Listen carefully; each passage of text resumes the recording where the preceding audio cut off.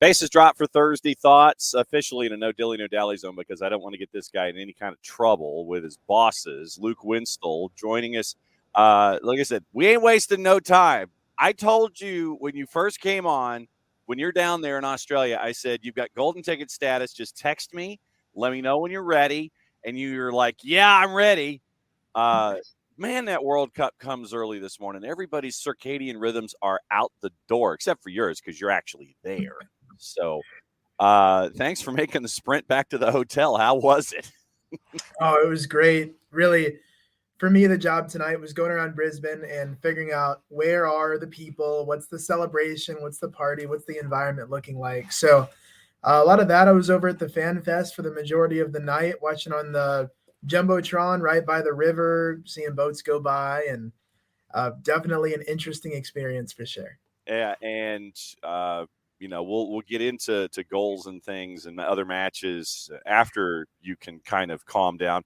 He's not alone in his hotel room. He's got folks with him. It's other writers who are trying to make deadline, and they're telling Luke Winstel to be quiet. That's what's going on. Am I wrong? Well, we've actually got I'm roommates here. I'm covering Australia. My roommate covers Ireland. So that was just the little point and nod of, hey, do you want to, you want to talk on here? You want to see if you want to hop in? And we'll see. And they were like, no. I don't know. I haven't gotten a decision yet. We'll see what we hear. All right. So we'll get into that coming up in just a little bit. Obviously, the tournament started off in New Zealand with some very, very scary stuff yesterday, East Coast time, with the incident in the Central Business District, and with New Zealand getting the opportunity to start the tournament. It made for a lot of anxious moments for folks over there in New Zealand, but when you look at what happened with New Zealand, it was a fantastic ending for a very, very scary day. That's for sure. It was one of those, got to catch some of the opening ceremonies and see a little bit. I think right before I left, it was about the 65th minute. So we saw, okay, New Zealand went up. That's a surprise. Like, this is getting interesting. And we said, okay, maybe it's going to be a good day for the host countries. And it sure was. Well, when you've got a Tennessee Volunteer, so, when you got a Tennessee Volunteer who scores, because World Cup, it just means more. I mean, that literally, that's how it is here. Then you come up with the Australia-Ireland match, and Coco, who is in Alabama. So Coco watches/listens from Will is Alabama. Coco is Louisiana. So Coco's in Louisiana and gets to listen and watch and all this kind of stuff. Yeah, I'm busted in with breaking news, Coco. I'm getting all my geography messed up. So Coco's in Louisiana.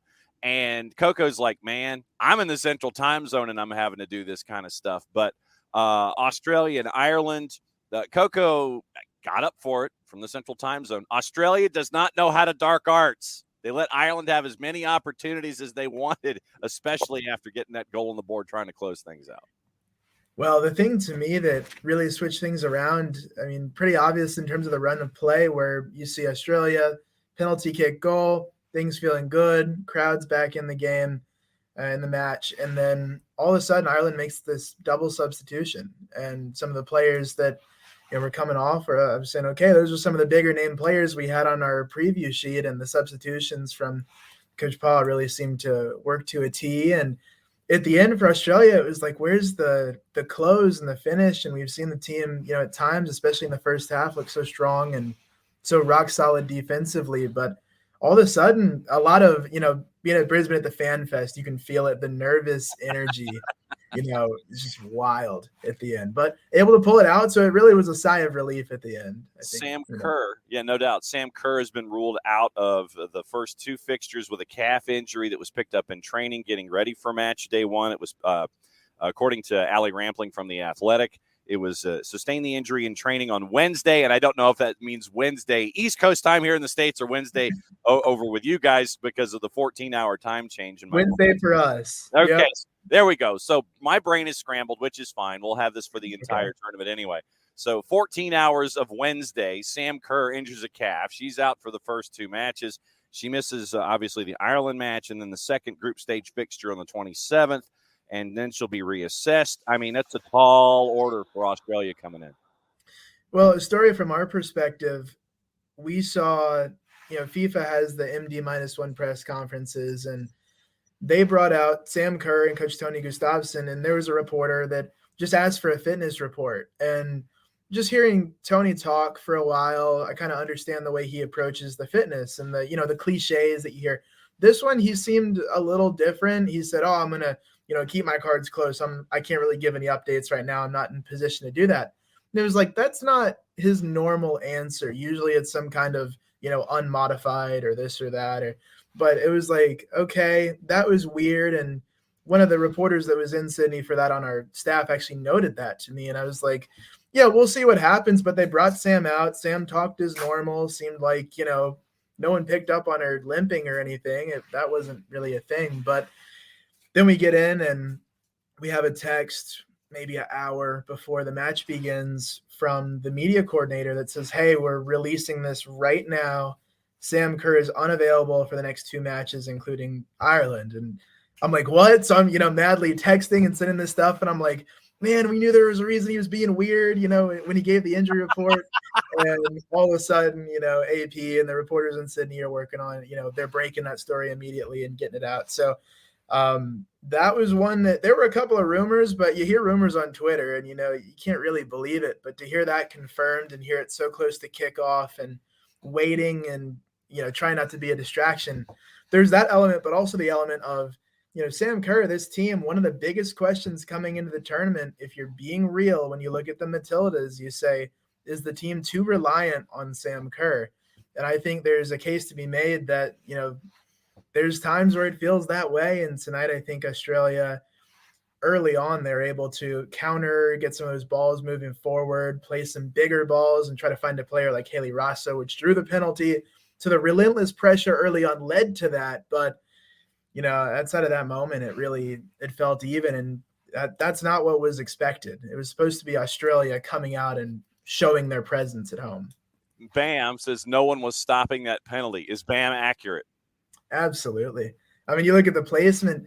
Catley, a lot of times when people look at Australia, you've got Sam Kerr that everyone talks about. Ellie Carpenter's the young one that everyone talks about. She's being marketed. But Steph Catley, and we talked about this a couple of days ago, she's world-class as well, one of the best at her position in the world. And because of those two, gets a little overshadowed in terms of the media, PR. But she got her moment tonight. She got it at home, and she's gotten – and now is getting the recognition that she deserves for the kind of play that she's put together, even though she's not quite as flashy. Jared Smith now joining in. Luke Winstel live in Brisbane. And by the way, we're trying to convince roommates in Luke's hotel room to possibly come in and add to what's going on, because if Luke is covering Australia. He's coming. We got him. All right. So who is it, and who are we adding to their correspondent stacks? I've heard there's a chat for some Irish perspectives. Yes, that is true. All right. So I'm gonna keep sitting. Keep sitting. So we got a 4-shot here. All right. So Luke, who are we talking to? Who are we adding to the stacks? This is Taft Gantt. He is one of the best writers in the UGA sports media program, and he's from North Carolina. You are a junior. Rising senior. Rising senior. Just finished his junior year. All right. And he has been my roommate so far. All right. So then how do we follow Taft now on social media? Oh, so I appreciate the offer. At Taft Gantt, TaftGantt. Okay. Is the tag on Twitter. There we go. You'll see that I'm trying to follow in the footsteps of Luke with all the Associated Press bylines. Oh, gosh. But feel free to give a follow there. But yeah, I have the fortune of being with Luke and having this incredible experience here in Brisbane, Australia, covering Ireland. All right. So Taft, lay it all out for us. What did you see with Ireland in match day one? So there was a lot to debrief here after Ireland's first ever Women's World Cup game. Obviously, you've heard it from Australia's perspective, from Luke, and pretty much everyone else around the world talking about the co-host having the opening match in Sydney in front of 80,000 fans. But for Ireland, it was a pretty big game as well, even though it wasn't necessarily a win. it was still a result that proved a lot for the country and the women's national team that had never competed on the global stage. They'd never even played in a UEFA tournament, let alone a Women's World Cup. And they went toe-to-toe with one of the best teams in the world. And they proved that tonight. I know Sam Kerr obviously wasn't playing, but they held their own. And I think that it was an impressive effort on behalf of the Irish. All right. So, Jarrett, go for it. We have Taft and Luke at our disposal. Yeah, I'm still trying to wrap my mind around the concept of time zone differences. You and me both, brother. Bam was just powering through all this because he's already in Australia. Yes. And I'm also trying to keep up with the Ashes, so this is a lot for me. As far as that performance from Ireland, catching, really trying to lock in on the end of it. What sort of the island might sink into the ocean are we talking had that last attack come off to pull a point out of that, as you mentioned, that first visit to a major competition and on someone else's home soil in the process? Yeah, so getting a point out of tonight's match, if they were to draw by getting one of those last two strikes in the very end of the match, would have been an incredible win. The whole competition level, I think, was a statement, but a draw would have been a massive victory for Ireland, obviously, to get a point in this group.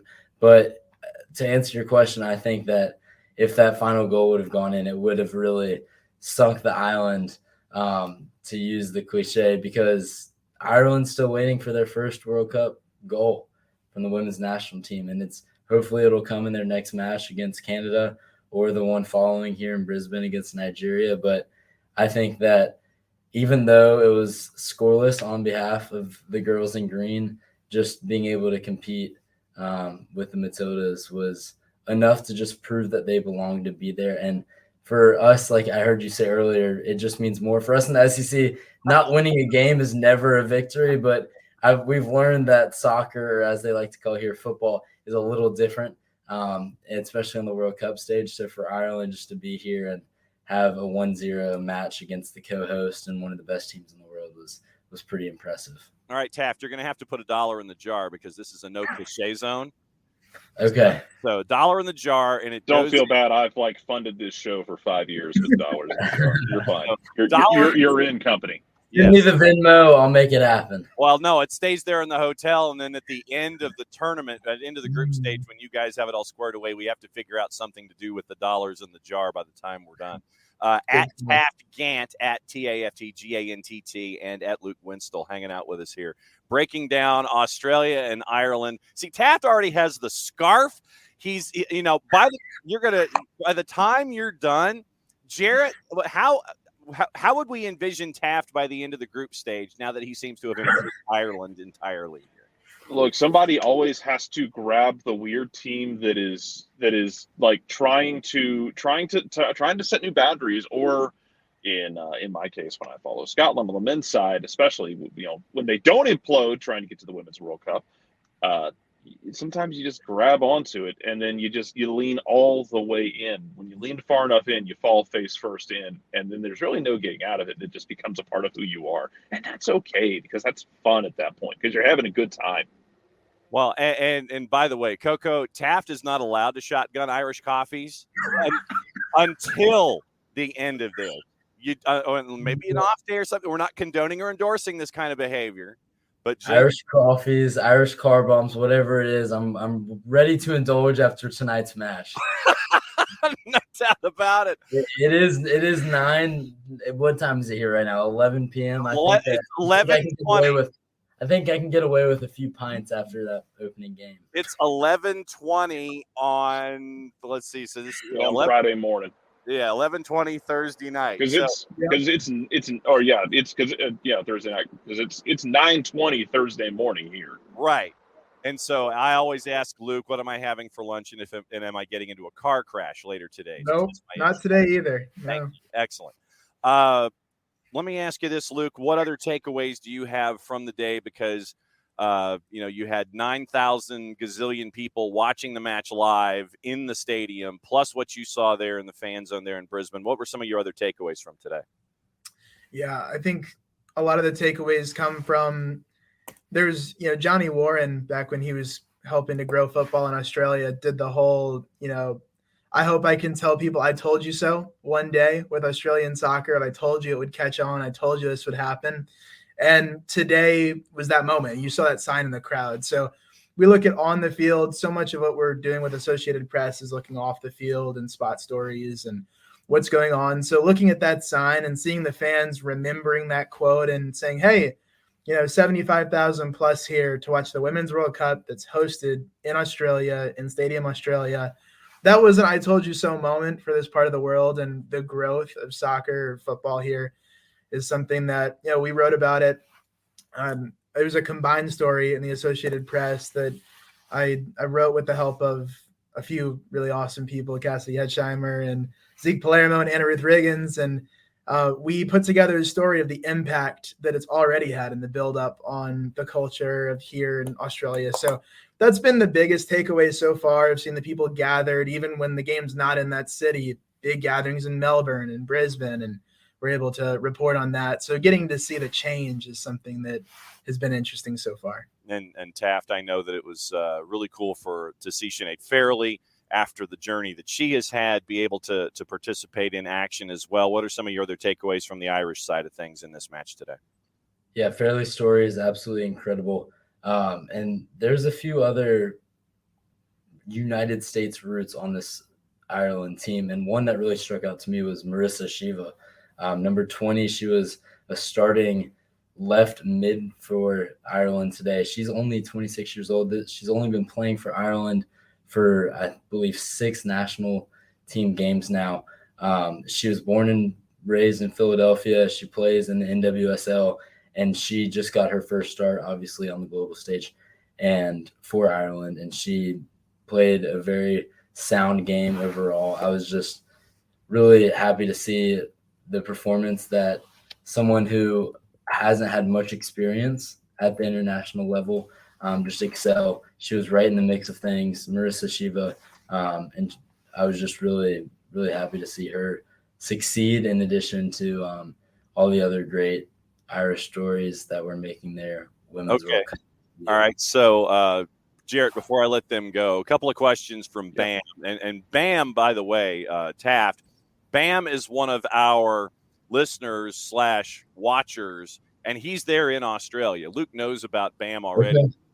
Bam has been following Luke on Twitter and wants Luke to come to Melbourne, when he's got some time off, which would be, I think, in the year 2027 at this point. Buy a jacket, yeah. So, right now, if you have someone who follows you who is part of the LAFC podcast there in Australia, who is an avid listener and watcher of soccer down here, I've put your Twitter in our messaging to sit there and say that you crashed with Luke. So, at Taft Gantt, at Luke Winstel, and they want to know, do you like the 18-year-old legal drinking age thing, and are you going to Melbourne? Those are the 2 questions from Bam this morning. I'm 22, so it's not really making a difference for me. What should be able to have? So I'm 22 as well. The rising senior.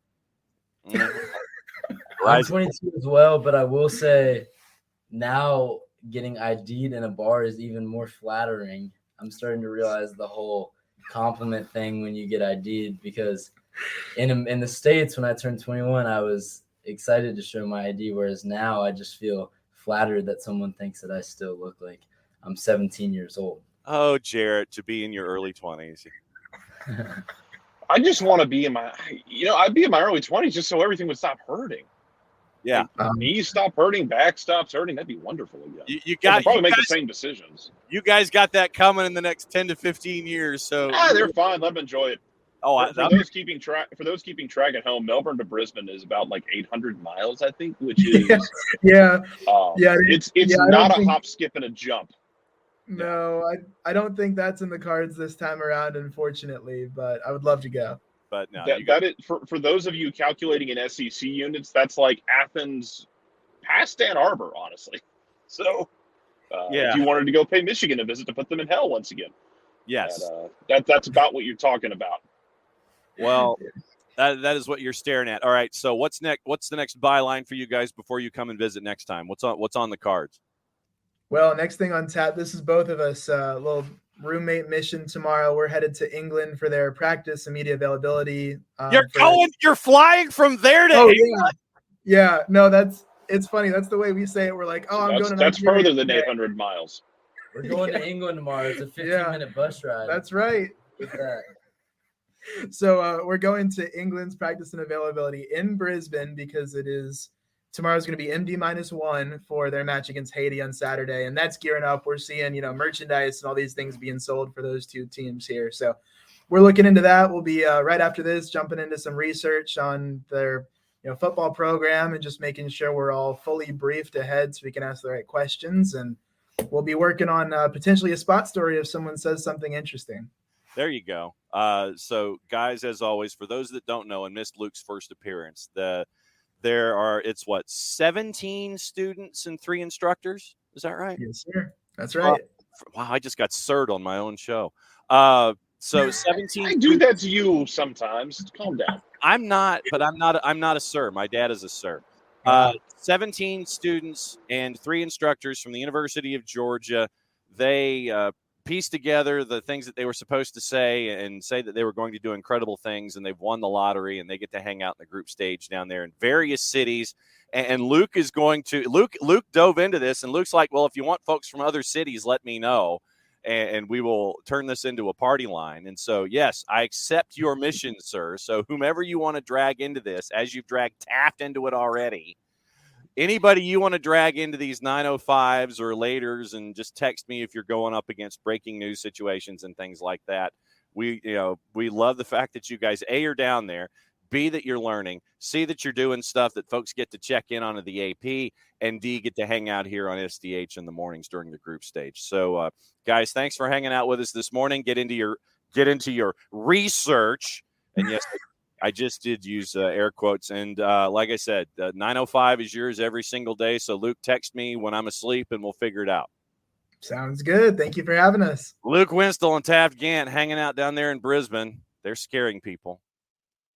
That's what happens when you have college students getting. It's an awesome situation, though, man. No joke.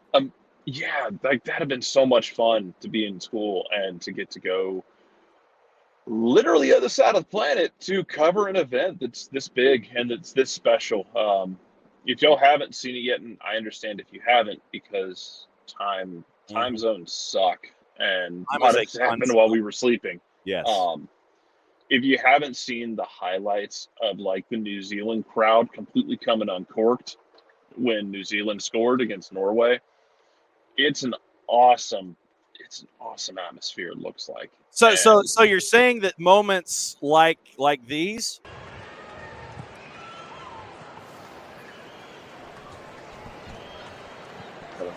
That's nicely done. Hand is off after it. Wilkinson's in the middle. Wilkinson!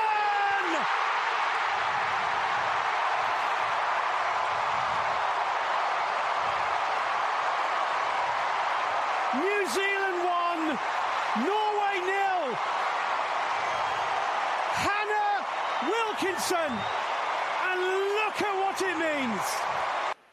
That's from our friends at Sky New Zealand. Bonus points for laying the absolute hell out. Uh-huh. You said who scored it, and you laid out and let the 40,000+ people carry the moment. Yes. Bonus points for laying out.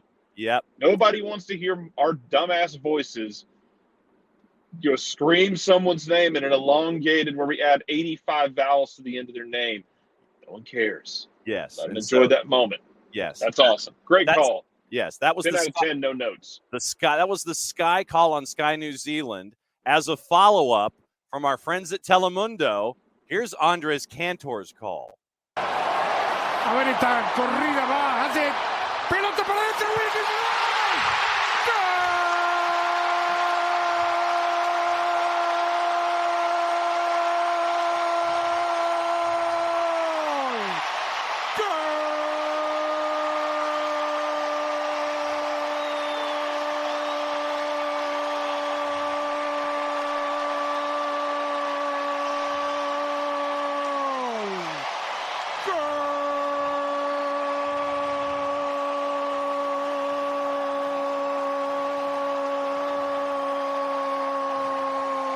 ¡Golazo! ¡Pero qué golazo! ¡Qué golazo hizo Nueva Zelanda! Hannah Wilkinson y una definición fantástica para convertir el primer gol de esta. That's once again from our friends at Telemundo. Yeah, Coco's point. Andreas doesn't have to lay out. Andreas gets a pass. Yes, he certainly does. Because it's just who he is, and it's what we come to the party for. Yes, and I actually timed it out for the Hannah Wilkinson goal, first goal of the tournament. You got a 13-second hold note from Andres Like Cantor. how we're measuring these like they're earthquakes. Well, I mean, dude, that was an earthquake. I mean, when Andres Cantor goes, que golazo, and does the standard call, and it's a 13-second hold note. I mean, there are times, early in the tournament, he's going 13-second hold notes. He's in good form right now. He just got done with the Gold Cup. This man is rolling into basketball season after having played football season. His conditioning's already there. He's in shape. He's good to go. He's hitting the ground in practice, ready to go. Suicides don't bother him. He's been running fly routes for the last few weeks. He's in shape, man. His conditioning's fine. Yes, his conditioning is fine. 10:30 tonight, by the way. Nigeria and Canada. Canada is a minus 263.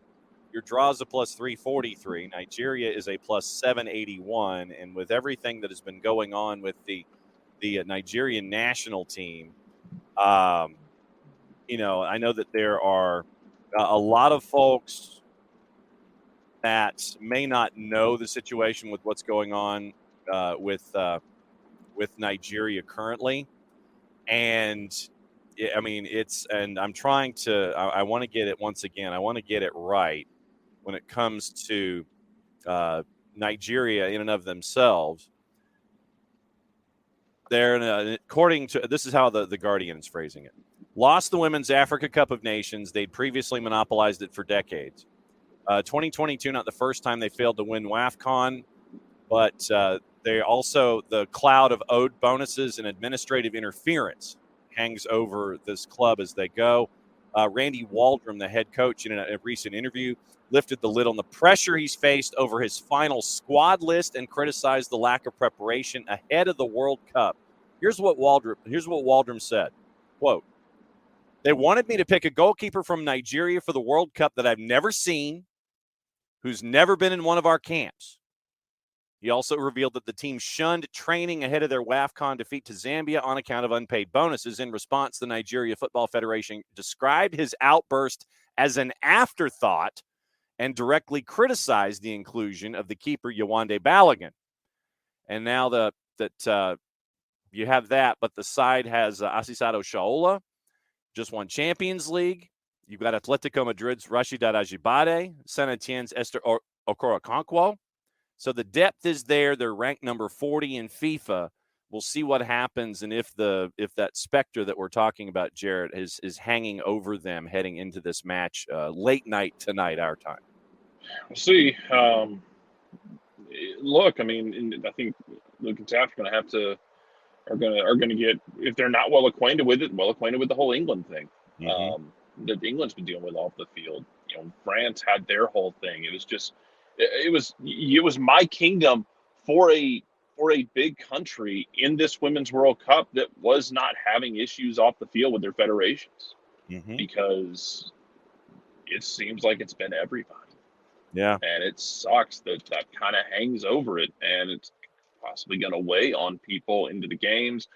And even if they're able to compartmentalize it, it's going to be one of the first things that's brought up that they're going to have to talk about and deal with. And it's going to be annoying after games, especially, but I guess that's just, where we're at, because we're still going to have these conversations pretty consistently with the way pay is being doled out. And it's not a clear cut black and white answer to everything.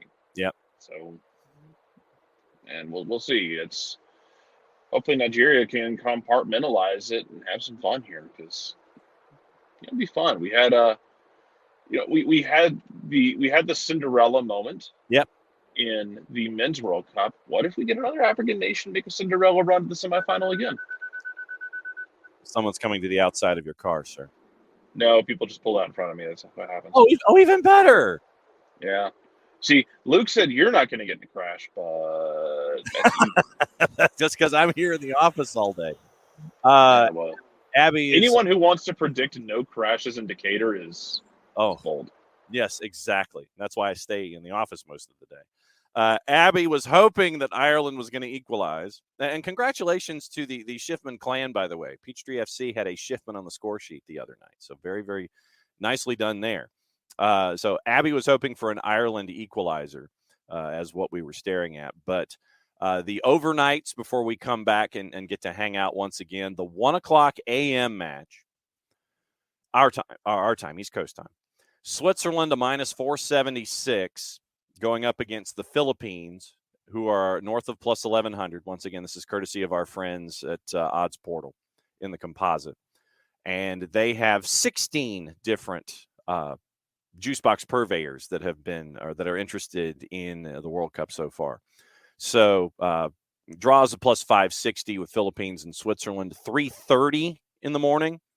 For those of you who really want to get up, like Coco and Will in Louisiana and Alabama. Spain is a minus. I'll save that number. Okay. So Spain and Costa Rica.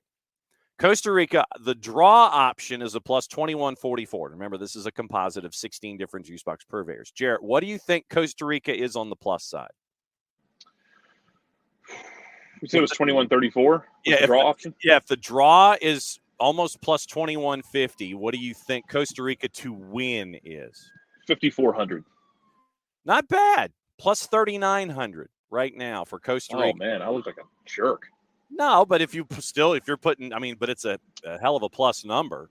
If you're looking to put some, a stinky juice box on something, maybe you go to the draw with Philippines or something like that. And so if Costa Rica is a plus 3,900 and the draw is a plus 2,150, what is Spain on the minus side?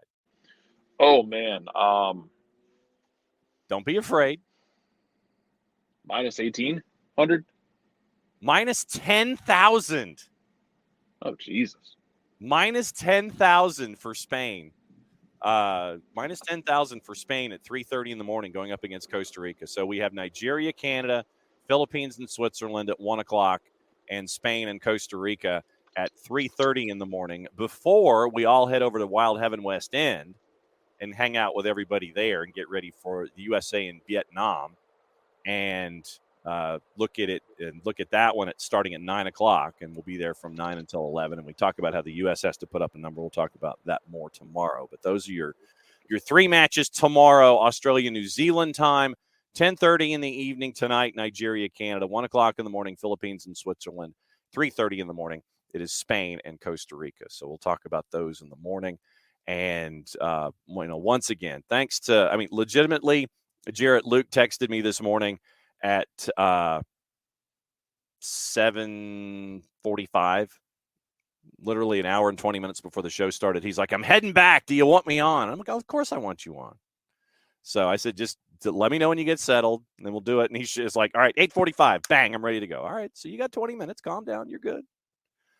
But no, he and Taft. All right, so we are adding to the dossier. Finding our flow. Yes, we are finding our flow. Four Card wants to know, was Australia too physical in the match against Ireland? Maybe the physicality was more than Ireland was expecting, but we just had this conversation last week, yeah, about Ireland in a qualifier. Yes, getting knocked around. Mm-hmm. I'm sure that factors in that. That Australia's coaching staff went, "Hey man, they played a super physical friendly where people got hurt. We're not going to try and hurt them, but play physical, go shoulder to shoulder with them, take a piece out of them, and see if you can unsettle them a bit. Mm-hmm. Now, you're not going to try and hurt anybody, but if you can bring some physicality to the game and kind of see if you can get them out of their correct headspace, Yep. then yeah, you're going to do it. Mm-hmm. And I think Australia is capable of bringing that. Yeah. Now, where that gets interesting is when Australia gets out, if and when Australia gets out of the group, how does the physicality ramp up in these knockout round games where like things get a little more apprehensive? They get a little bit more, I don't want to say strictly defensive, but pragmatic. Yes. Let's call it. They're going to get more pragmatic. Teams are going to be physical with them as well, but maybe they're equipped to handle that. Yeah.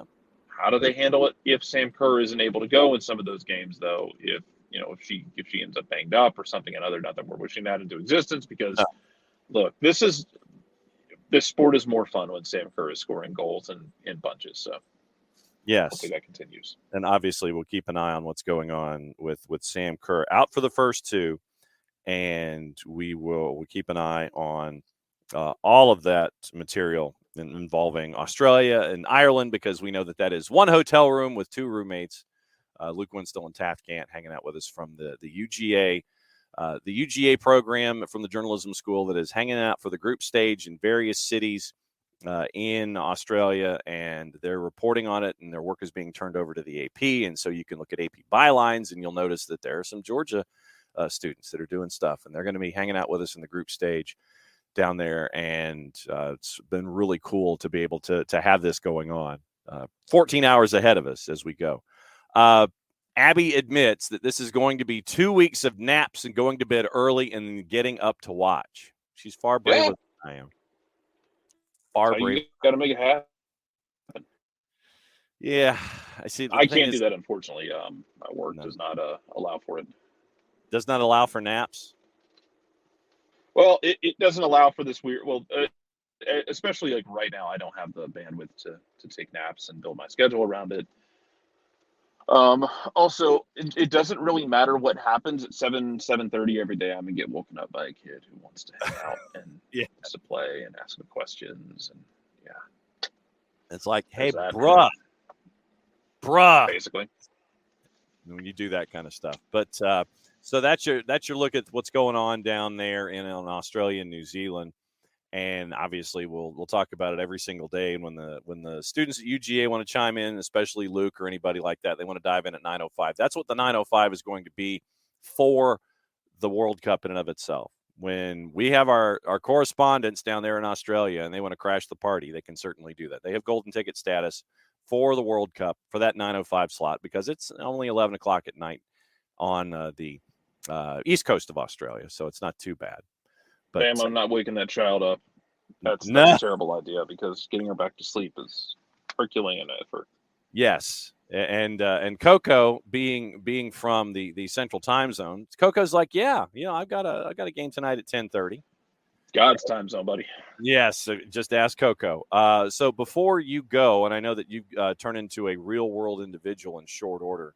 Next topic that we're going to tackle is the All-Star Classic. And it was yes on the first two words and no on the third word last night in DC. Your overarching thoughts on the All-Star game last night, sir? Take a long, hard look at the format. We went away from this for a while. I liked it more.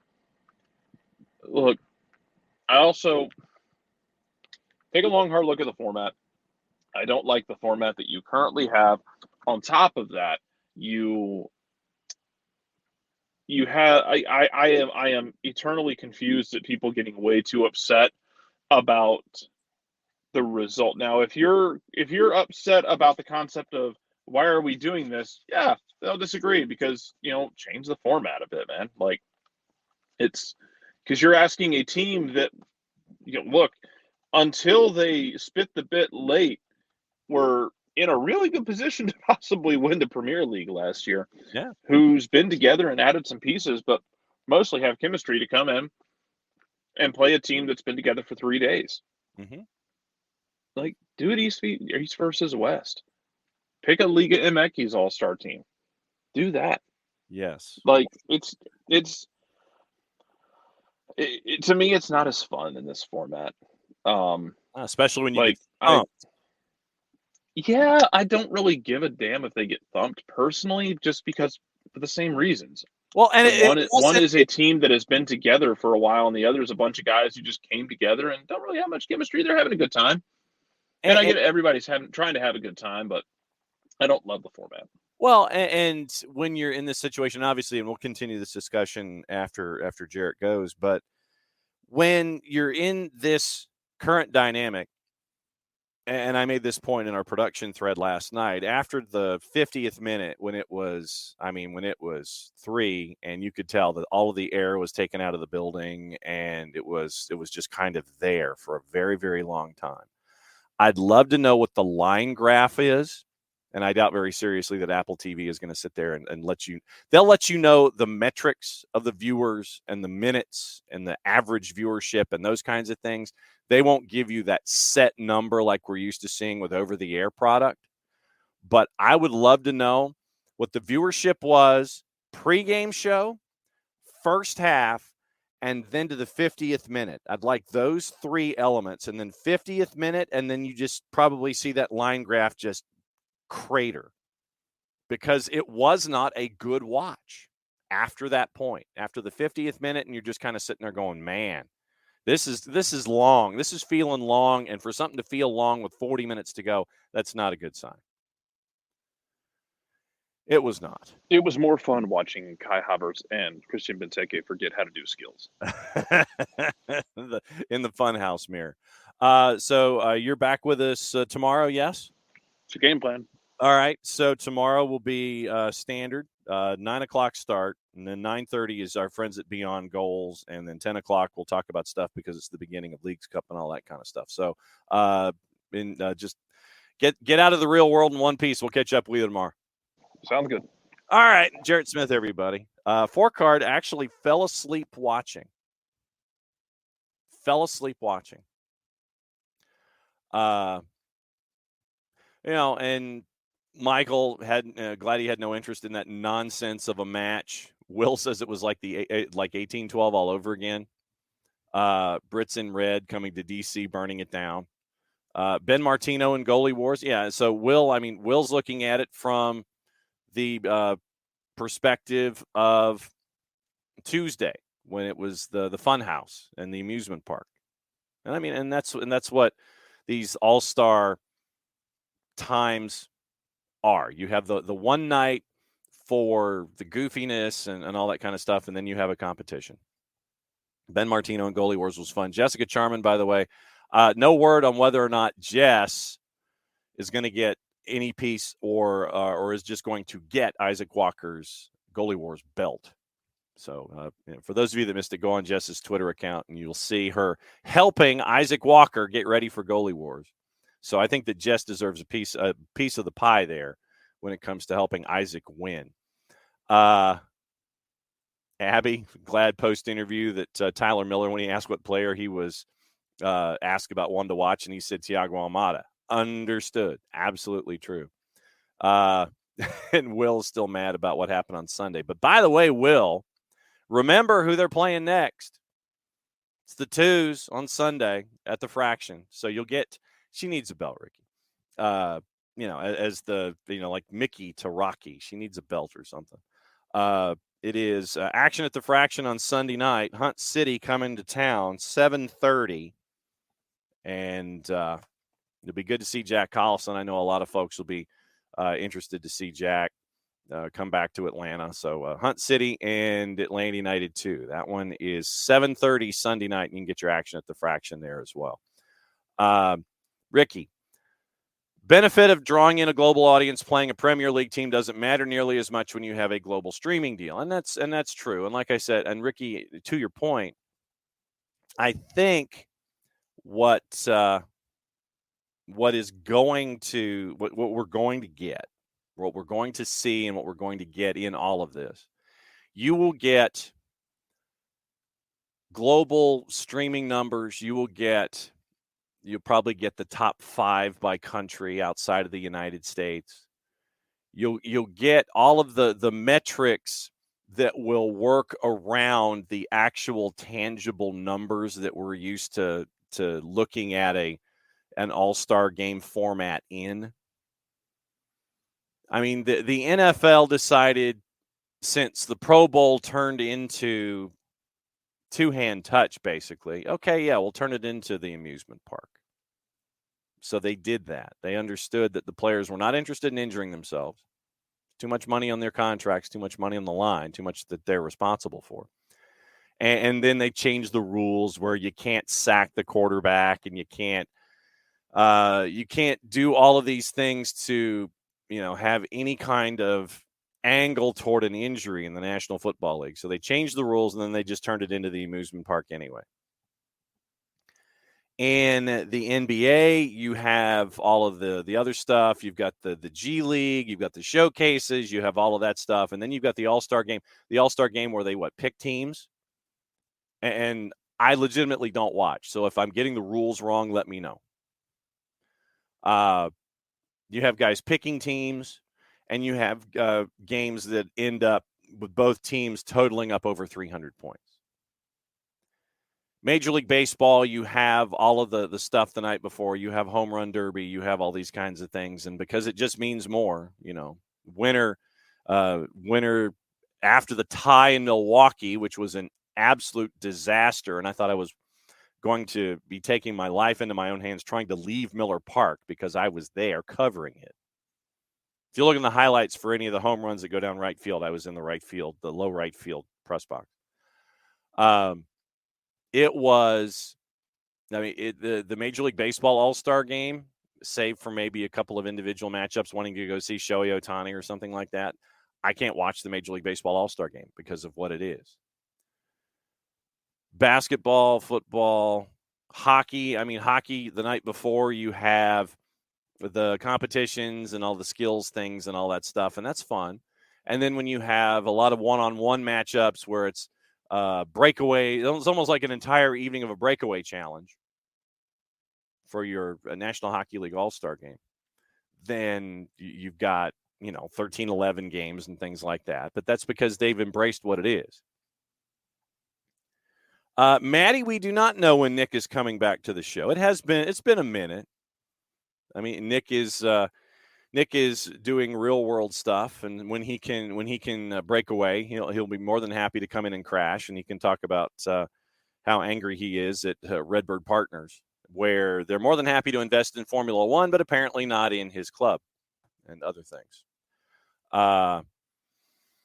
So each of these all-star games that we've talked about in each of the sports, baseball we've talked about. You have the amusement park, you have the game. The game's kind of Football, the Pro Bowl, they care. It's an amusement park to them. They don't care. But pretty much anything NFL is bulletproof anyway. Basketball has the other elements. That has the amusement park, has the pick'em game, and it scores a lot of points. And you see a lot of individual effort and threes and dunks and things like that. And so you know what it is. Hockey, you know what it is. You have the amusement park. You've got the game. The game is a little bit of a spin-off of the amusement park, and there you go. Michael, it's a TV product, and that's legitimately how I think it needs to be looked at. Is that it is a television program. So, looking at these TV programs. It was on TikTok, Abby, the MLS Next game. It was on TikTok earlier in the day from Annapolis. And it might be on YouTube. Let me check. Since you are asking, let me see if it was there and if it's eligible for. Yes, it is on the website. They've made sure to archive it. So it is on the YouTube channel. It does exist. And so here is that link. So if you want to watch Sean Lanza and Atlanta United Intercontinental Champion Rocket Rita, that's one of the best names ever, by the way. So the game has been archived, and I just put the link in to the Twitch pitch. But Michael did his part by not watching. Most fun part about the All-Star game itself is the in-game interviews. I'm a fan of Home Run Derby, but legitimately, and the format, when you see what you saw this go around, I mean, it was fun. Those kinds of things. Like John Smoltz telling the pitcher what pitch to throw. That's interviewing the pitcher and batter. Those kinds of things. They understand. Major League Baseball understands the interactivity of it and what it should be. It is a television program. So how do you make a television program more exciting? I'll repost it again in the timeline for those of you that have missed it and, like me, have problems, searching for things. I will and we'll get into that, Abby. I'm taking the evening and I'm kind of working my way forward. I'll repost in our episode line how we wanted to fix the All-Star game, just as an idea. And we spent 45 minutes on it. You guys in the Twitch pitch were great. We workshopped it. It was Nick and Jarrett and you guys and me, and we all pieced it together. We came up with a fantastic All-Star game idea for Major League Soccer. I will repost that segment, so after the show today, you can listen to it. But let's take the evening piece by piece. Pre-game show started at 7:30. It was basically an hour. It's going to be what it is. I think what we've seen with specifically Jillian Sakovits and Sasha Kljestan. Sasha Kljestan has truly he's hit the ground running with this role of his with Apple TV. And the Sasha Kljestan storming the field and doing basically the Michael Waltrip pit walk that you see on NASCAR coverage on Fox, and seeing Sasha Kljestan basically taking a microphone and wandering everywhere, I thought that was fantastic. It did, Will. Yes, you did. It did involve wrestling music. Everybody has to have their own entrance music for our version of the All-Star game. You've got to have your own. You have your own entrance music. When you're coming in introductions or when you're being introduced into the match, you have your own entrance music, and it gets played. Hot tags, the whole thing. And I'll post it after we're done today. So I thought that the pregame show, especially with the on-field elements, that kind of a thing, once again, you're having to combine the amusement park with the game. Having Tyler Miller the night before in the amusement park wearing an IFB while he's having shots, it did involve legends. It did involve legends too. And if they wanted to just do a hot tag, come in for one play, then that's great. And then they tag out, and that's fine. Even if they're in street clothes, doesn't matter. When you have Tyler Miller wearing an IFB, the earpiece, it was Royal Rumble, but soccer. Tyler Miller's wearing an earpiece, and he's having a microphone, and he's having a conversation with the booth while he's trying to defend the goal in the amusement park. That was funny. Having Walker Zimmerman wearing an earpiece and a microphone in match, it was good in the pregame. I legitimately do not know if they went to Walker in game. I don't think they did. Because there was the All-Star game that was in Atlanta, and they had Brad mic'd up and wired up, and he was talking to the booth as he was doing outlets and things like that. So those kinds of things, respecting the amusement park and making sure that you could give it the proper depth of field. That's what we were staring at. And legitimately, what you're staring at here is a league that does not need to have the Premier League involved anymore. If you are trying to Make this about yourself. And I think all-star games, to a certain degree, they need to be selfish. You're promoting your league. It's like a resume. Or it's like a resume. It literally is your resume. This is your CV. And when you're making that resume, you're trying to say as many positive things about yourself with as many active verbs as possible so that you can get the next thing. In MLS's case, it's about continuing to grow on the world stage and getting thumped 5-0 by Arsenal. When you look at it from the perspective of, and like I said, I'm taking it away from the idea of it being I'm taking the game element out of this. If you look at it from a television program perspective, like I said, I'd like to know what the viewership looked like after the 50th minute when it was 3-0. You've got to find ways to keep an audience for a full 90 minutes, plus the pregame show, plus the postgame show.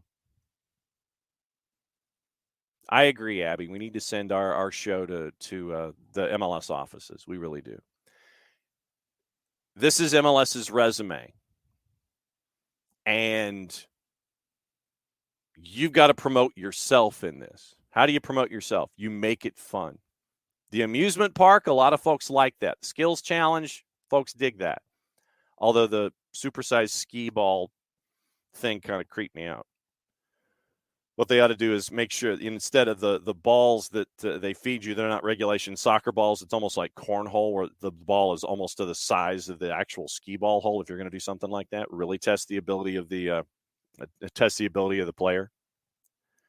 Yeah, no one digs a 5-0, and that's why I said, Michael, I want to know what the viewership was when that line hit the 50th minute and you got goal number 3. I want to know what that line looked like. I want to know what the participation was in the streaming and what the minutes were after that. When you're down 3-0, and like I said, and I give Arsenal all the credit in the world. You got to see the goal by Gabriel Jesus, which was ridiculous. You got to see Leandro Trossard, who legitimately, I think a lot of folks saw him at Brighton and they were like, Leandro Trossard, what's that?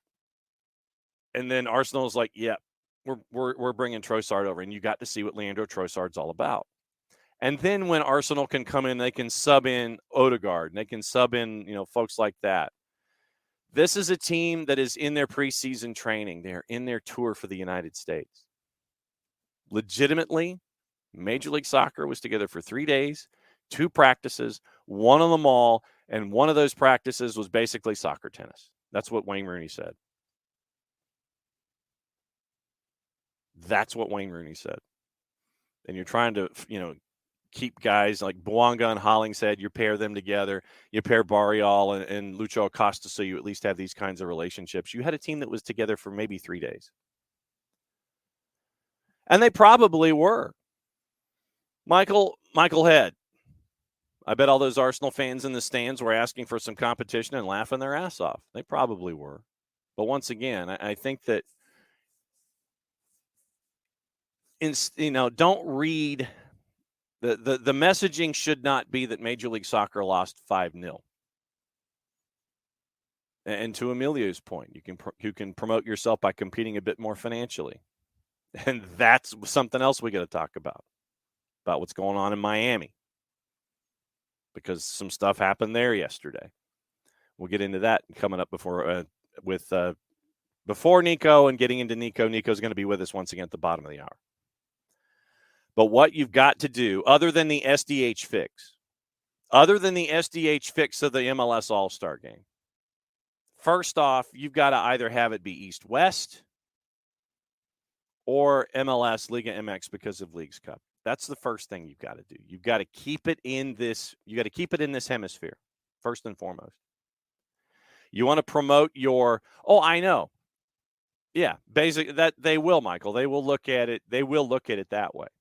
MLS's best players lost 5-0 to Arsenal. That's how they will look at it. But you have to put that messaging aside and get to the real issue. The real issue is that Major League Soccer right now is a top 12 league internationally. How do you improve that vision? looking at yourself. Will, thanks for hanging out with us there in the Central Time Zone, as you always do. And glad you got some work done early before the show started. Get in your naps because it'll be a late night and another early morning. So you have to look at it as to how you can improve your resume. Started, and the active verbs have to come into play here. Started a relationship with Liga MX through Leagues Cup and All-Star game to boost the game in this hemisphere and things like that. All the active verbs, Major League Soccer, 1996 to present. And then you come up with those active verbs with, the current job being the one at the top of the page. Bam, thanks as always. Get your rest. It's a little after midnight. Bam will be ready to go for Nigeria and Canada, complete with pictures. Work on the active verbs. Make sure that you are focusing on yourself, especially with the World coming here in 2026 and probably 2027 on the women's side. But you can't do that if everyone looks at the result in a game that doesn't matter and all they see is Arsenal 5, MLS All-Stars nothing. That's the biggest thing here. You've got to look out for yourself. That's what resumes are all about. Promoting number one, looking out for number one. Fixing that resume for Major League Soccer means that they've got to do something to the All-Star game. And like I said, I will repost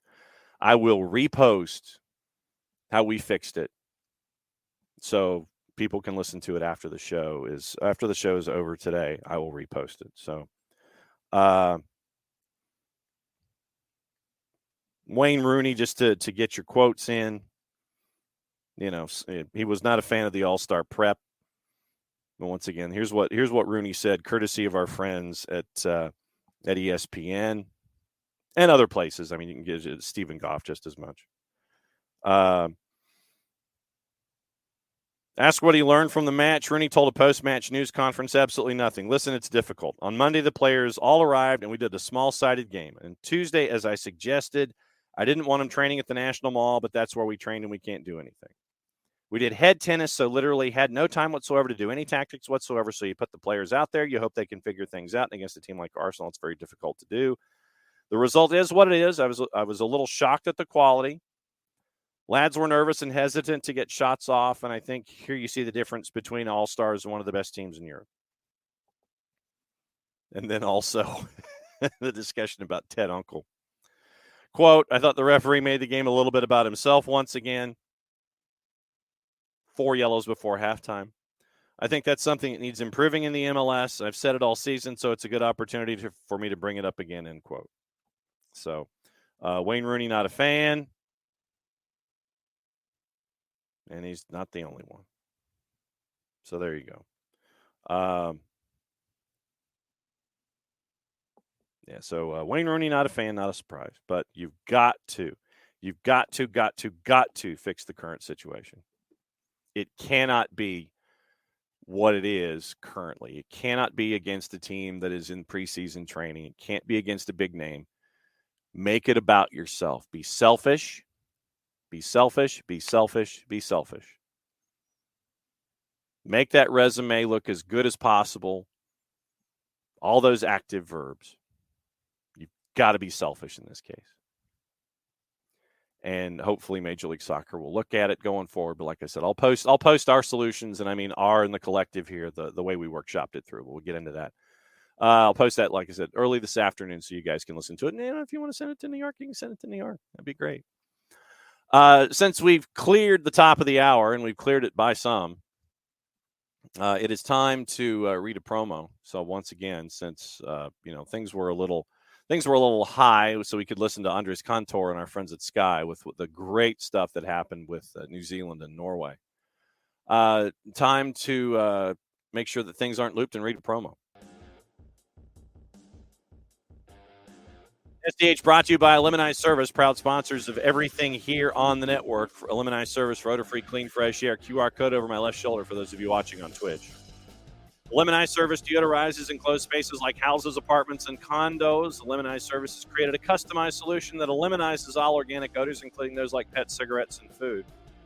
Realtors and property managers use a Lemonize Service to eliminate bad odors to help them sell or rent their homes that much faster.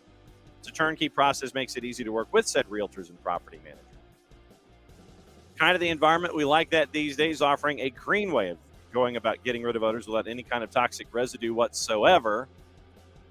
It's different than Febreze or other masking agents that you may have underneath you in the sink or above you in the cupboard, because when you reach underneath you underneath the sink or above you in the cupboard, I'll get my geography in the kitchen squared away soon.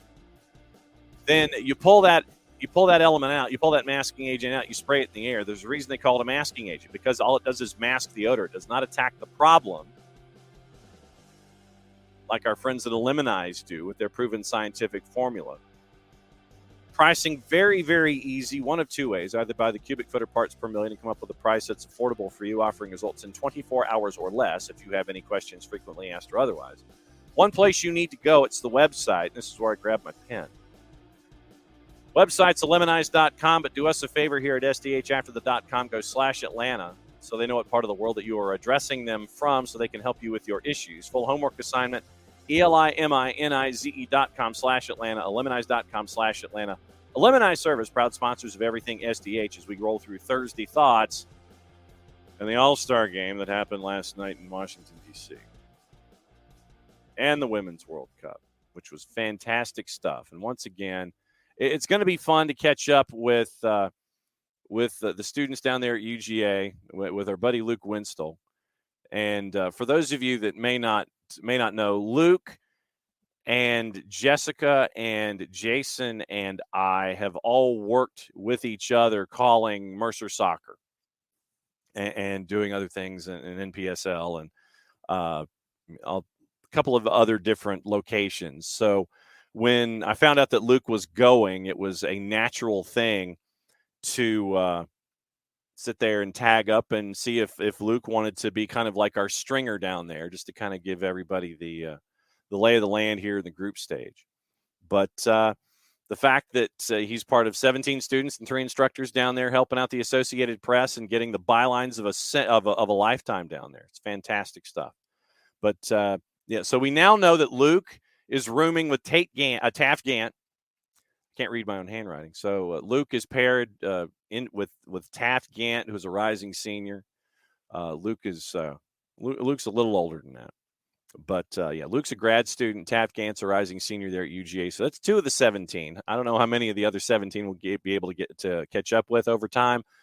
But Luke's going to be our wrangler down there for everything. And so Luke and Taft are in Brisbane, and they have other folks in other cities during the group stage. Opportunity of a lifetime, and I'm glad that we've been able to catch up with Luke and Taft and everybody down there as we continue to grow that through the group stage and get the stories of the Women's World Cup early on every single morning here on SDH. So very, very cool stuff from our friends there. Hutch, I try to do my wraps as best as possible. Try to keep it to a minute 30, minute 45, like the length of the national anthem, the way it should be. That's where I try to keep it in getting all of our information squared away. And Ricky is like, I hope that MLS learned another lesson that they'd hoped that learned in 2021, but they have not. Abby wants to mix it up and go north-south and do something like that. And, they didn't pair Gigi and Thiago. Frankly, I'm glad that everybody got out apparently without any kind of injuries. And I'm talking across the board for Major League Soccer. Jose Martinez, how many cards did Ted Uncle give out last night? I mean, it was 4 in the first half. And then, Ted Uncle was he was a little too serious. With that stuff last night. Yellows, 4 yellows for the MLS All-Stars, 2 for Arsenal. 18 fouls. 18 fouls called on Major League Soccer, 12 called on Arsenal. 30 fouls called last night in an All-Star game. What are you doing?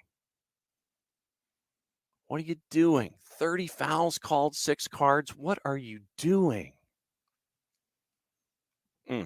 Okay. Thought that's what you wanted to do, and that's what you did. So, yeah, record number for yellows.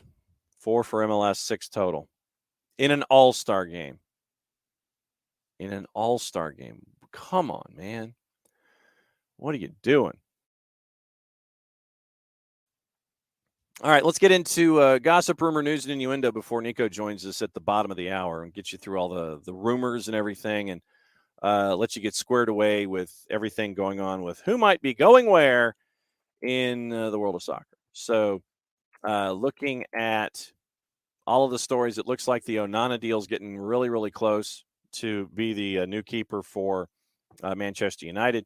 Chelsea working on an improved offer of $80 million, and these are all in pounds because I'm consulting the BBC here, unless otherwise notified. $80 million plus plus add-ons for Moises Caicedo. That's from the 4-letter paper, so keep that information in mind.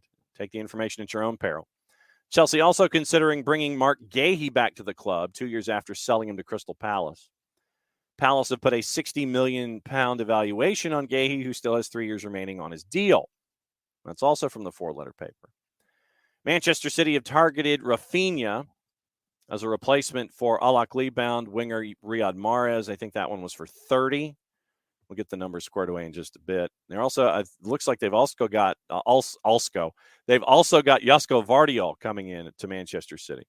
Newcastle on the brink of selling Alain Saint-Maximin to Al-Ahly for $30 million. Al Nassr have improved their proposal for Bayer Leverkusen's Moussa Diaby, with Aston Villa also having submitted a second bid for the France winger. Crystal Palace will place a minimum £70 million valuation on midfielder Cheikh Doucouré, who has emerged as a target for Liverpool, 4-letter paper. Spurs considering a move for Pedro at Flamengo. A bid of $15 million could be enough for Bournemouth to beat folks like Dortmund, Barcelona, and Real Madrid to the signing of right-back Ivan Fresneda from Real Valladolid.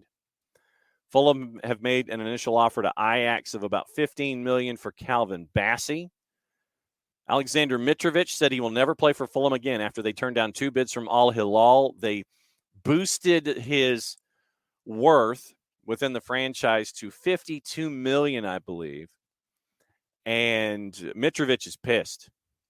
He wants to go. And Fulham's kind of like, So Alexander Mitrovic is pissed at Tony Khan right now. More about bids coming up in a bit.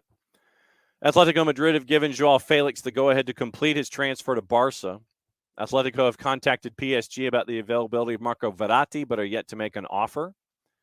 Chelsea could complete a move from Montpellier's Eli Wahi, but Atletico Madrid are also in the running for the forward. Spurs have joined West Ham in the race to sign Conor Gallagher from Chelsea, believed to be holding out for a fee of at least 40. I'll say it again. Crystal Palace needs to jump on that. Considering how successful Conor Gallagher was when he was there on loan, they need all the help they can get. Arsenal tracking down Dinamo Zagreb midfielder Martin Baturina, who impressed for Croatia at the European U21s. Villarreal interested in signing Cedric Suarez from Arsenal. Real Betis interested in West Ham's Pablo Fornals, as well as Spurs' Giovanni Lo Celso. Spurs have given Colombia defender Davinson Sanchez permission to hold talks with Strasbourg and Spartak Moscow. Wolves are in talks to sign England left-back Aaron Cresswell from West Ham. Napoli and Torino are in contention to sign French midfielder Boubakary Soumaré from Leicester. Sorry, Knicks. Let's check out the papers and all of the other gossip, rumor, and innuendo and transfer-y type stuff. See what we're staring at here. Is Donny van de Beek admitting that his future is away from Manchester United after he scored a goal after being out with 6 months. Scored in the 1-0 win over Lyon in a friendly. He says, yeah, I could stay, but it's a possibility that I move. So everything's open. How's that for a soundbite? Newcastle, according to the 3-letter paper, has agreed to a £38 million deal to sign Harvey Barnes from Leicester. Arnaud Danjuma has agreed to join Everton on loan from Villarreal. Loan fee is apparently around £3.5 million, according to our friends at Sky. Mentioned Rafinha possibly being the replacement. For those who missed it last night, Evening Standard reports Chelsea defender Ian Maatsen wants to stay at Chelsea with his future in limbo amid Burnley's attempts to sign him permanently. He scored twice in the 5-0 win at Keenan Stadium in the final of the Florida Cup, which was played in North Carolina against Wrexham in the first game of the preseason. So, Ian Maatsen wants to stay at Chelsea. Al-Ettifaq are interested in signing Mikel Antonio. He's got a year left on his deal, very early stage in the contract talks there. They have an option to extend for another year. West Ham already looking to strengthen in the forward area. They're pushing to sign Carlos Borges from Manchester City. Talks ongoing over the structure of the deal. The Portugal U19 has entered the final year of his City contract. West Ham interested in Monaco midfielder Youssouf Fofana. French international has a year left on his deal at Monaco. Had a £45 million bid rejected for Joao Palhinha at Fulham, deciding whether to go back with an improved offer because Fulham values him at 80. Pricing folks out of bids and getting them mad. Talks continue with Juve over Denis Zakaria. A long-standing interest in James Ward-Prowse, Scott McTominay, and Conor Gallagher. They've also held talks with Ajax over Edson Alvarez. Harvey Barnes is now undergoing his medical as of an hour ago when the show started. West Ham is still interested in Harry Maguire. Coventry in the lower divisions have signed Burnley defender Bobby Thomas for $2 million. Al-Akhli, we mentioned managers. I wonder, now this will be interesting. So if Fulham is trying to outprice folks from getting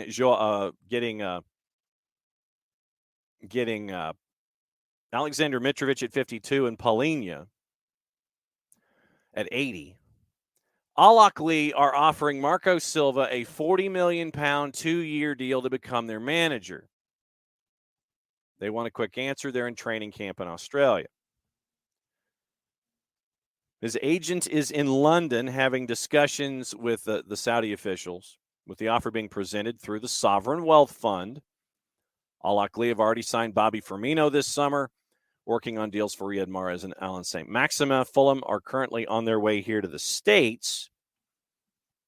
Silva's believed to have a £6 million release clause and has 1 year left on the deal. I wonder if Fulham will price him out of that gig too. Jordan Henderson's weighing up a move to Saudi Arabian side Al-Ettifaq so he can hang out with Steven Gerrard.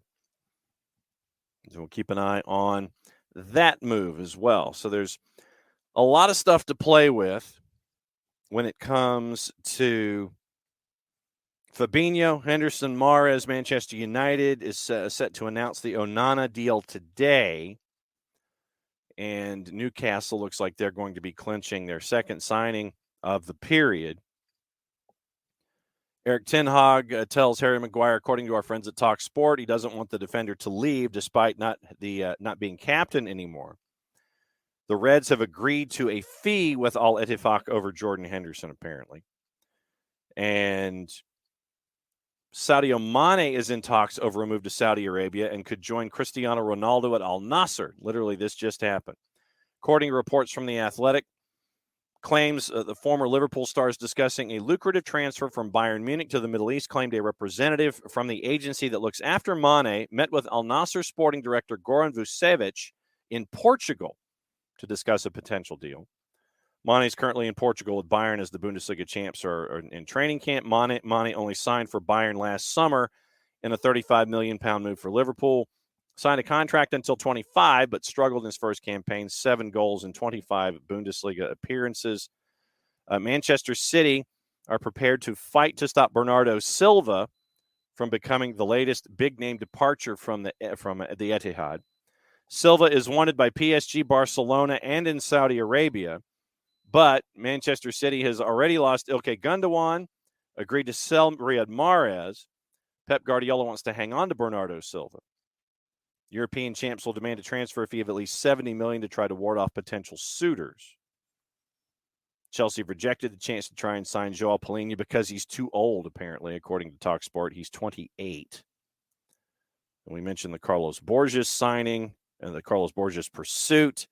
So that's all of the news that's fit to print from all of our friends overseas. And if I miss somebody, let me go. Let me know if I've missed anybody. The viewing habits today. Anything going on Thursday? BNB en Español has the Copa Sudamericana at 6 and 8. And it is Audax Italiano, Nublense, Tigre, and Libertad at 6 and 8. And if you do not have BN Sports, you can get that on fanatisfntz.co/soccer down here. Helps out the show, helps out the network. Get you all the BN channels, get you all of the activity in Middle East, North Africa, and France, all the leagues they have. You can catch Teisei. You can catch all of the activity in South America for the fans on Gold TV. It's all available across the board. You can go to fanatisfntz.co/soccer down here, and you can catch up BN and BN en Español. Fox, once again, Nigeria, Canada at 10:30. That's also on Universo and on Peacock. Paramount Plus has the Brasileiro. It's 3 games on Paramount Plus: Flamengo, Juventude, Internacional Sao Paulo, and Corinthians and Coritiba at 8:30 tonight. So that's your TV to watch, and be able to go wall to wall with soccer. Get up early in the morning, you're watching soccer. Go to bed late at night, you're watching soccer. All across the board. So it is all available to you, and that is the best part of this whole season. Is that all soccer all the time. All soccer all the time. That's the best part of all of this. Start early, you finish late. Once again, reminder, tomorrow, big day. Soccer down here, Wild Heaven West End, the USWNT opening match against Vietnam. Starts at 7. Food trucks, vendors, VIP experiences available. Check out our friends at the Flood Project on Twitter, and you can dive in there. Once again, thanks to our friends at Kaiser Permanente. Subaru of Gwinnett, bring your school supplies to help out those less fortunate. Could be whatever. That we're trying to fill up a Subaru, and I mean that figuratively and literally. Trying to fill up a Subaru with a bunch of supplies for kids. So, and for those that want to, who don't have the means to have the tools to be able to learn, we're going to help out our friends there with Subaru of Gwinnett. Soccer in the Streets, Wild Heaven. They're making beers. They got food trucks. It's going to be great stuff. They have Drink Beer Do Good, 3 separate beers, $1 from each sale donated to Soccer in the Streets. They have a Belgian Saison, Mia and Brandy and Carly and Abby. That's the name of the beer. The set piece, which is an English porter, and an India Pale Ale, the ATL Easy IPA, and $1 from each sale of each of those beers is donated to Soccer in the Streets. Very, very cool stuff there as well. Once again, we're trying to fill up a Subaru with school supplies. So bring that stuff too. Thanks to our friends at Subaru of Gwinnett for having that as a fantastic idea, as the watch party starts at 7. And according to our friends with the juice boxes, it's going to be starting at like 9. So it's going to be a fun night all across the board. And so we'll have a little bit of talking with you too. 9 o'clock start with the U.S. and Vietnam. Basically, the United States is like 1 million. They're not even, if they could pull the U.S. off the board, they would. Right now, Vietnam to wins a plus 5,400, draws a plus 2721, and the U.S. basically is so far off the page that they're literally listed at like 1 million. Spain's at a minus 10,000 as Costa Rica. The U.S. is just like, if we could pull them off the board, we would. But if you want to bet that much, you can. You ain't getting a whole lot in return. Yes. I know they didn't say what model, Hutch. And Abby, it'll be good to see you tomorrow. Don't know what model Subaru, but I think that means that the task is upon all of us to sit there and fill up the thing as best we can. Doesn't matter. Doesn't matter the size of the Subaru. It matters the size of our hearts when it comes to filling up that Subaru. So bring anything and everything, pens, pencils, notepads, legal pads, anything that you can think of. I'm stopping at the store just down the street, which has things fairly economically priced. I'm doing that before I leave the neighborhood, before I head to Wild Heaven. So late tomorrow afternoon, I'm stopping there, grabbing things, and then going and filling up the Subaru. I'm doing, yes, let's make sure it's overfilled. Absolutely correct. Tafka, yeah, it's great to see Miggy back in Atlanta, otherwise known as Cobb County. Tafka says in 5 years, all these players will retire and leave. And Saudi Arabia will have dropped $1 billion on half a decade talent drain that won't net them any long-term improvement. Ultimately, it's a positive for Europe as it brings to the forefront young talent that might have had to wait 2 or 3 more years to become stars. So we'll see what happens with that, and see really when it comes to what will go down with it. I mean, we know that, throwing money at a problem, we always know that works. So we'll see what happens there. It's, you look at what happened yesterday and you're kind of sitting there going, we got to do stuff. We'll talk about Hani Mukhtar in just a little bit when Niko comes around, and talk about what happened in Miami as well with the signing there, and we'll keep an eye on that as well. So it will be very, very interesting to see how things are. And like I said, we'll get into the larger picture. And Tafka, this kind of goes to what your second point was yesterday. If a rule change is adopted, but not in time for the other 28 teams to take advantage of the summer, do we care? Yeah, as long as it's in the window. Half a season head start is the price to pay for Messi, and a rules overhaul, Tafka's fine with it. What percentage do you give? All right, so tell you what, Tafka, I'm going to hold this. I'm going to hold this also as a part of our Niko discussion. Yes, hoping that the team in white can get off the mat. They've lost 4 in a row. It's the end of the world. They've lost 4 in a row in July. What's wrong with the team that you can now buy stock in once more? That'll be fun, too. Signings yesterday with Inter Miami. It's U20. They had 3 available slots. And, you can do that, but I think you still have to continue to address the DP/U22. And I think that this is probably where you may see Inter Miami work their work. You may see them sit there and go, okay, I think that you can either sign one more DP or you can sign your U22s, if I remember the rules correctly, that there's a way to go about it, and you can really kind of figure things out that way. Update from Italy. La Gazzetta dello Sport claims Romelu Lukaku recently contacted Inter to try and reopen talks, as Juve are not in a position to re-sign him, or in a position to sign him. So basically, Romelu Lukaku decides, I'm going to test the water. I mean, knocks on the wrong door. Everybody heard about it, and Inter's kind of like, well, dude, what are you doing that for? We could do that for you. It's kind of the way it should be. And so Lukaku kind of stepped forward and got himself into trouble. And we'll see.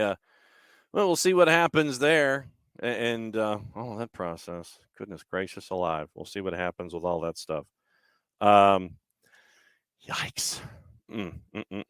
So Romelu Lukaku is not doing himself any favors. He's not doing himself any favors at all with all of this. Yeah. Well, all right, Ricky. All right. So since Ricky is heading to the stadium in Cobb County that hosts a baseball team.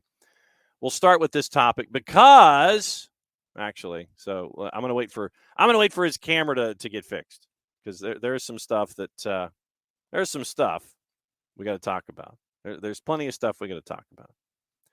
And there's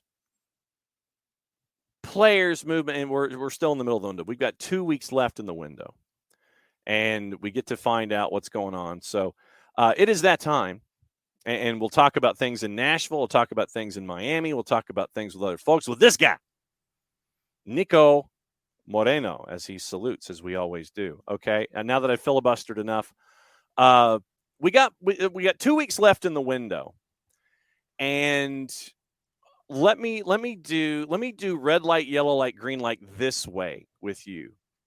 Teams that have to boogie in the window. Who, in your mind, needs to really get some ish done in the window? Who could benefit but doesn't necessarily have to? And who can stand pat and be okay? So what direction do you want to go first? Wow. First of all, happy again to be on with you guys as always. Excited. I got my second cup of coffee. Beautiful day here in the PNW. Yes. Man, you hit me with a hard one, man. That's a real difficult way to do it, but let's try it out, man. So let's go. So we said what? Red Light is a team that really needs to hit it hard, get some help this window. Let's go Nashville, right? I mean, I think that's the easy one. I think Nashville is the team that is in the verge of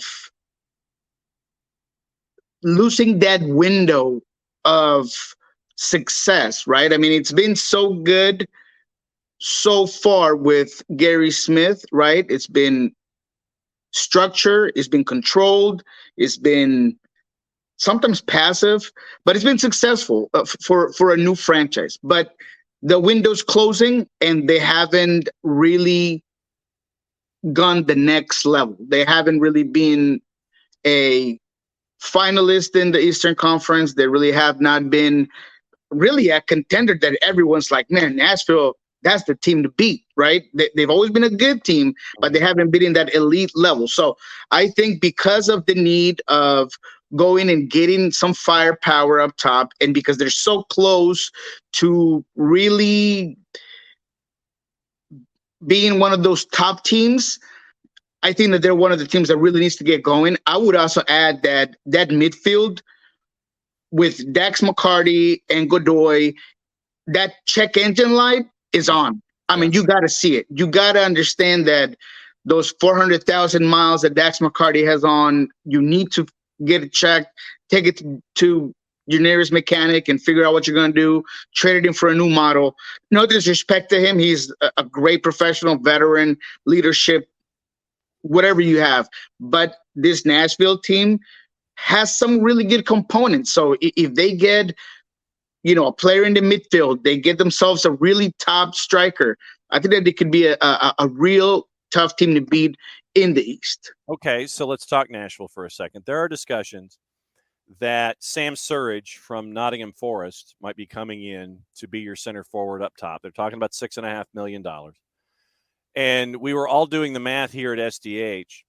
The last time that Sam Surridge played over 2,000 minutes in a season was when he played north of 40 games for Yeoviltown in League Two, and it was like 6 or 7 years ago.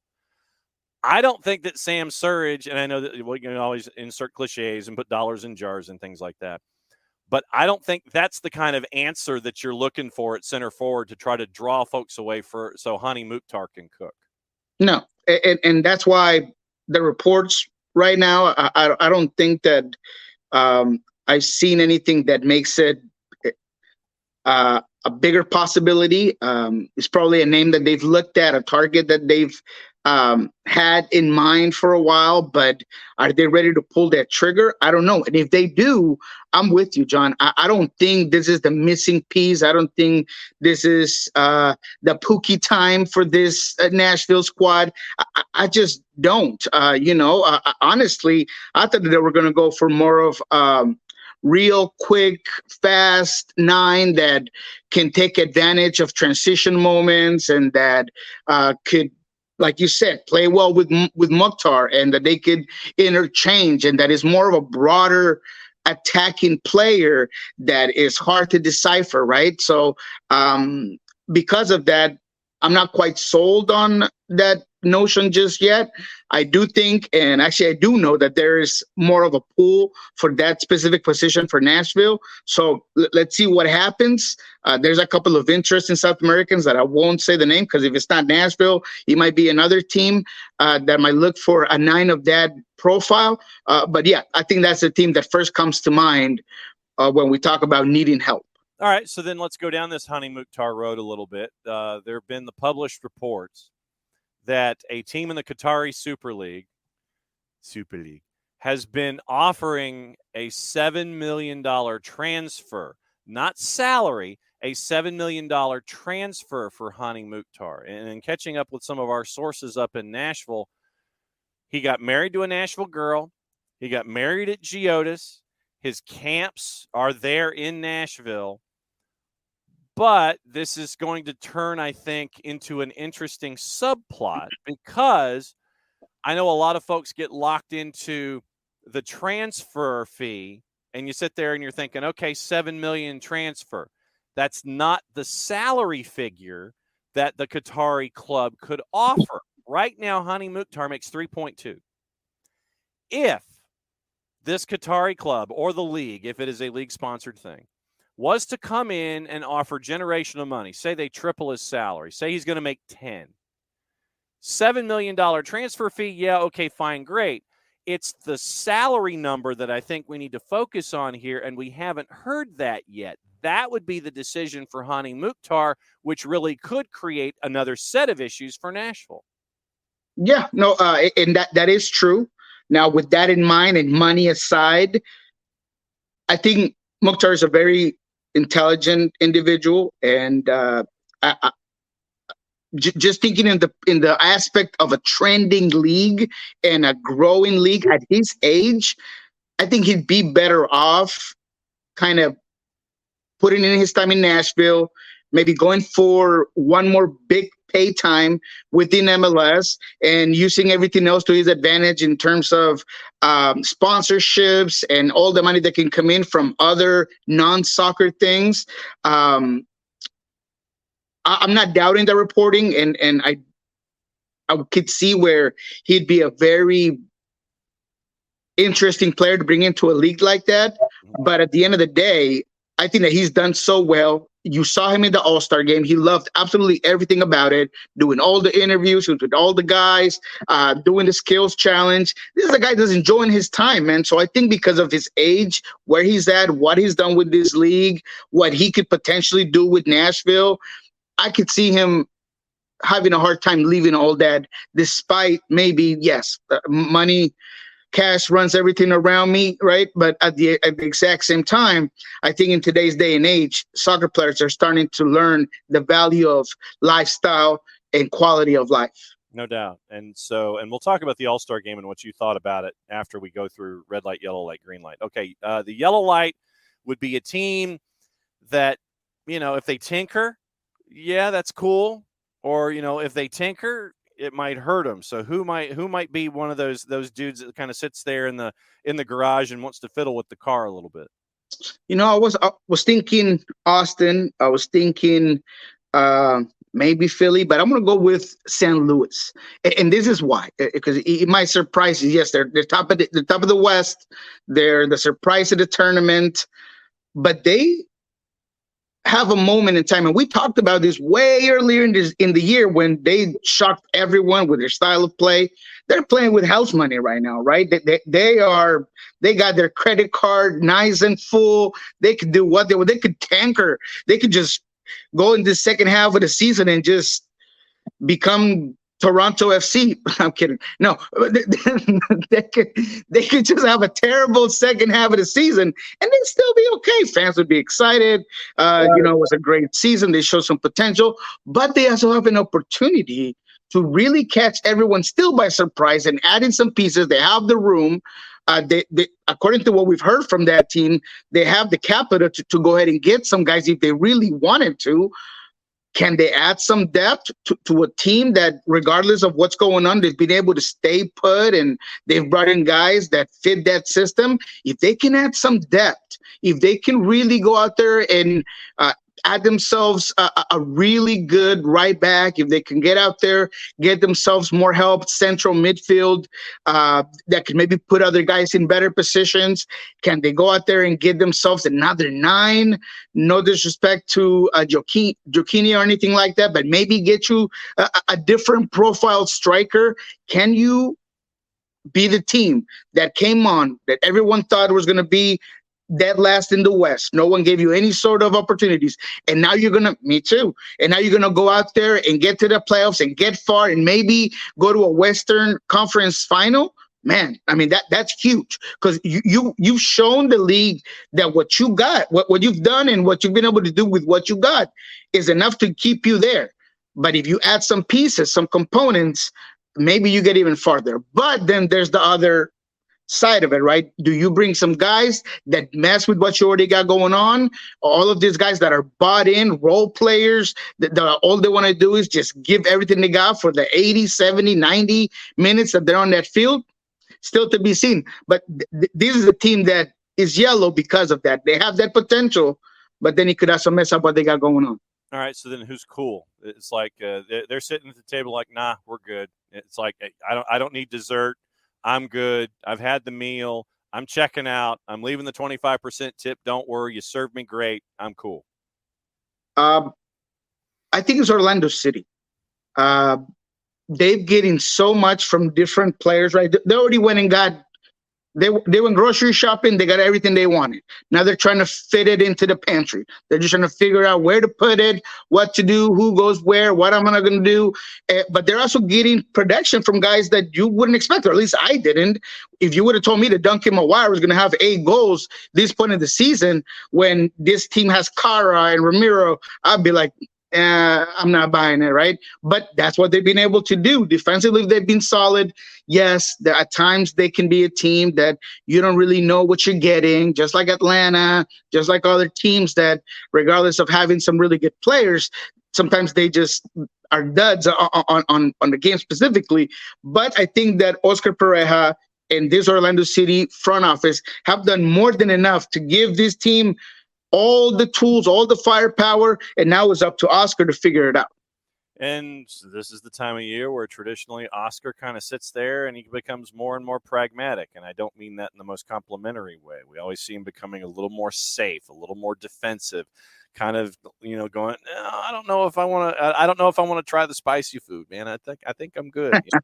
We're at that point of the season, especially when we come out of Leagues Cup. What do you see out of Seattle in the next 2 weeks? Anything? Nothing so far. This is a team that could really use some depth in quite a few positions. And I say quite a few. I mean, they really need a right winger. They need something else, somebody that can give you some similar productivity that Christian Roldan gives you, because you saw how bad this team was without Christian, and that's not good.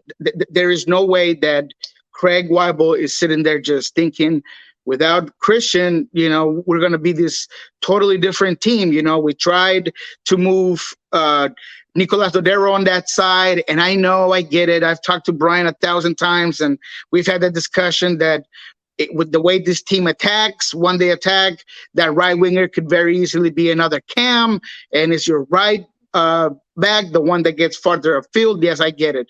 But you need someone that's going to be able to slot in and play that, have that influence, because if not, you're depending really on a Christian Roldan that, yes, he's been extremely durable, but you just never know, right? I think that the left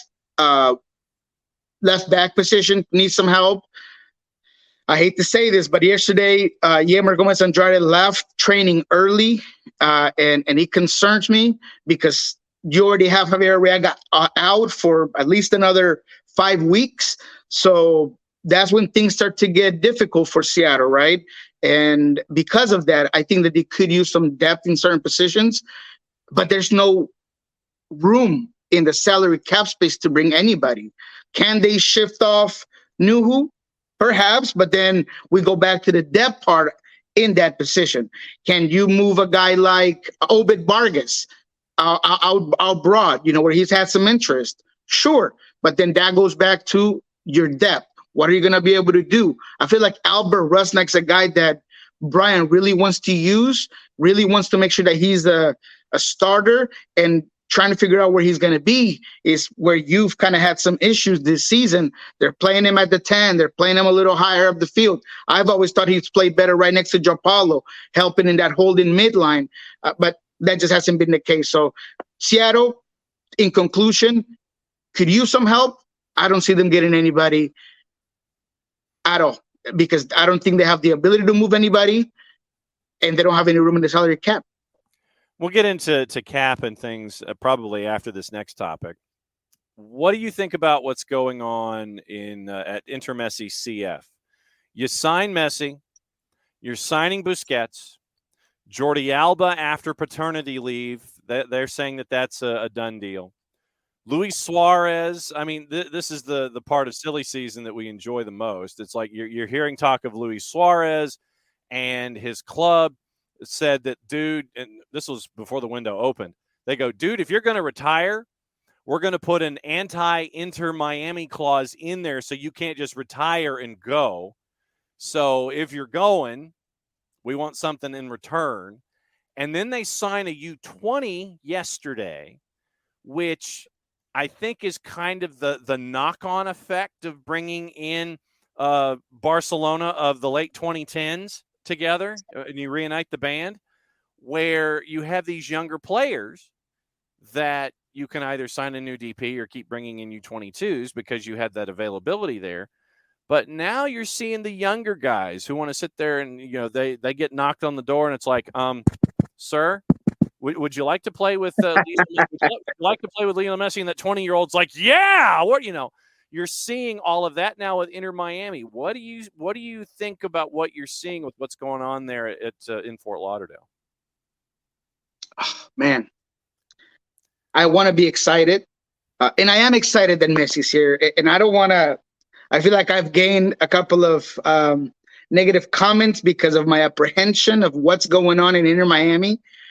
But I'm just being real, man. I'm going to keep it 100. I'm not going to be the guy that's going to go with the flow of things and I'm going to, turn on my flashlight and be at the parade because Busquets and Messi are coming into the league, because I do think that there is a little bit of a negative stigma that can come out of it. Messi's in a category of his own, and he cannot be judged by age or anything like that because he might as well be a soccer god at this point. So he's just held at a different standard.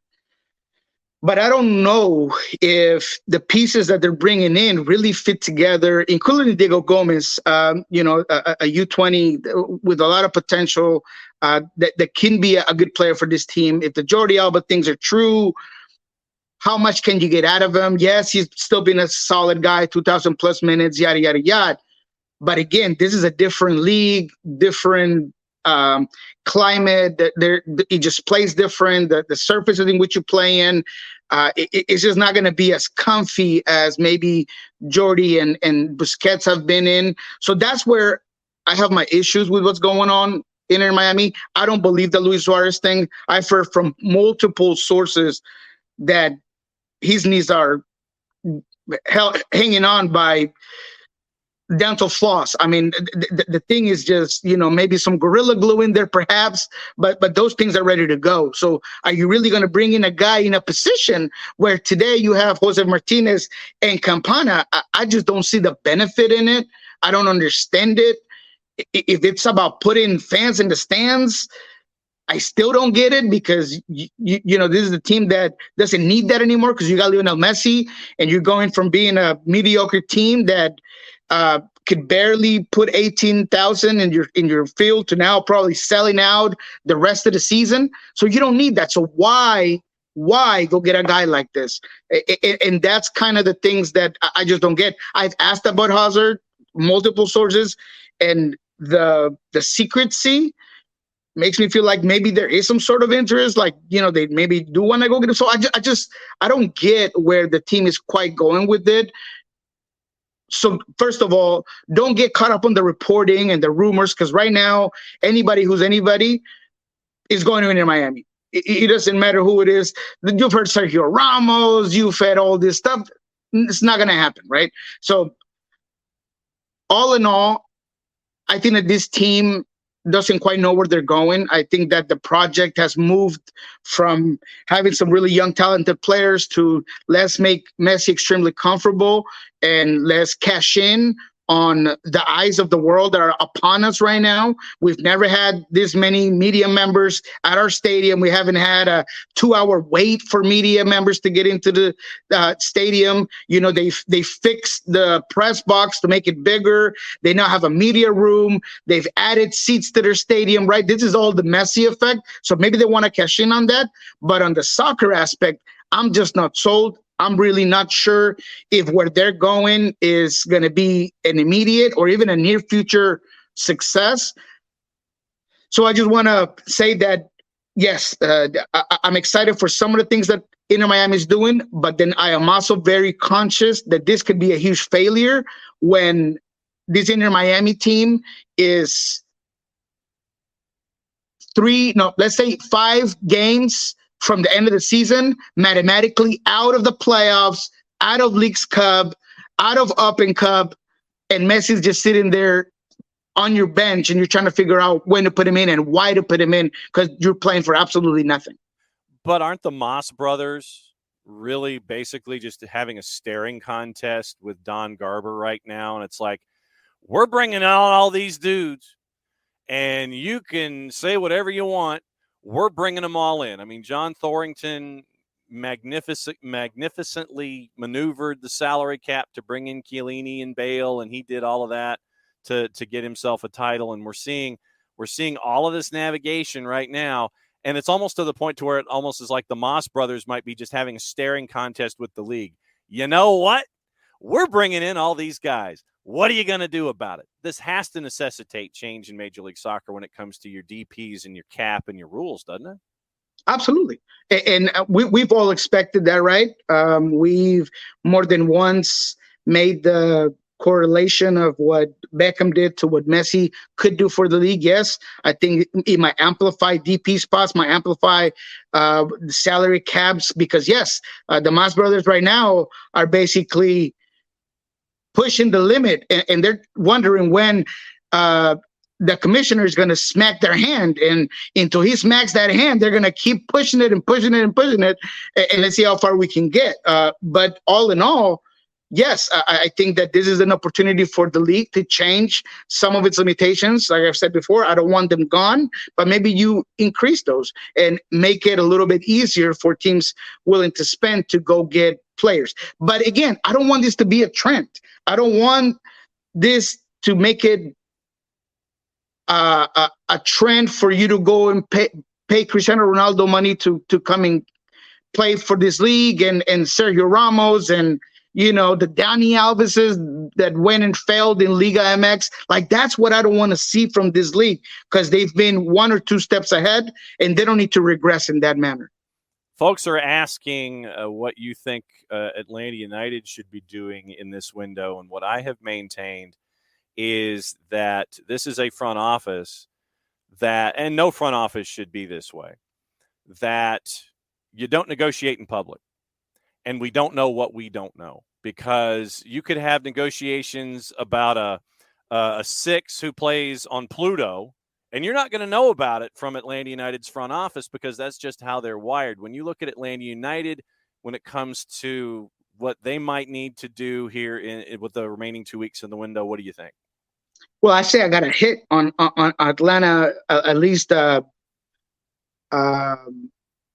sighting of Atlanta. So I do know for a fact that they're very actively looking for a couple of players, one of those being a right winger, not surprised to absolutely nobody.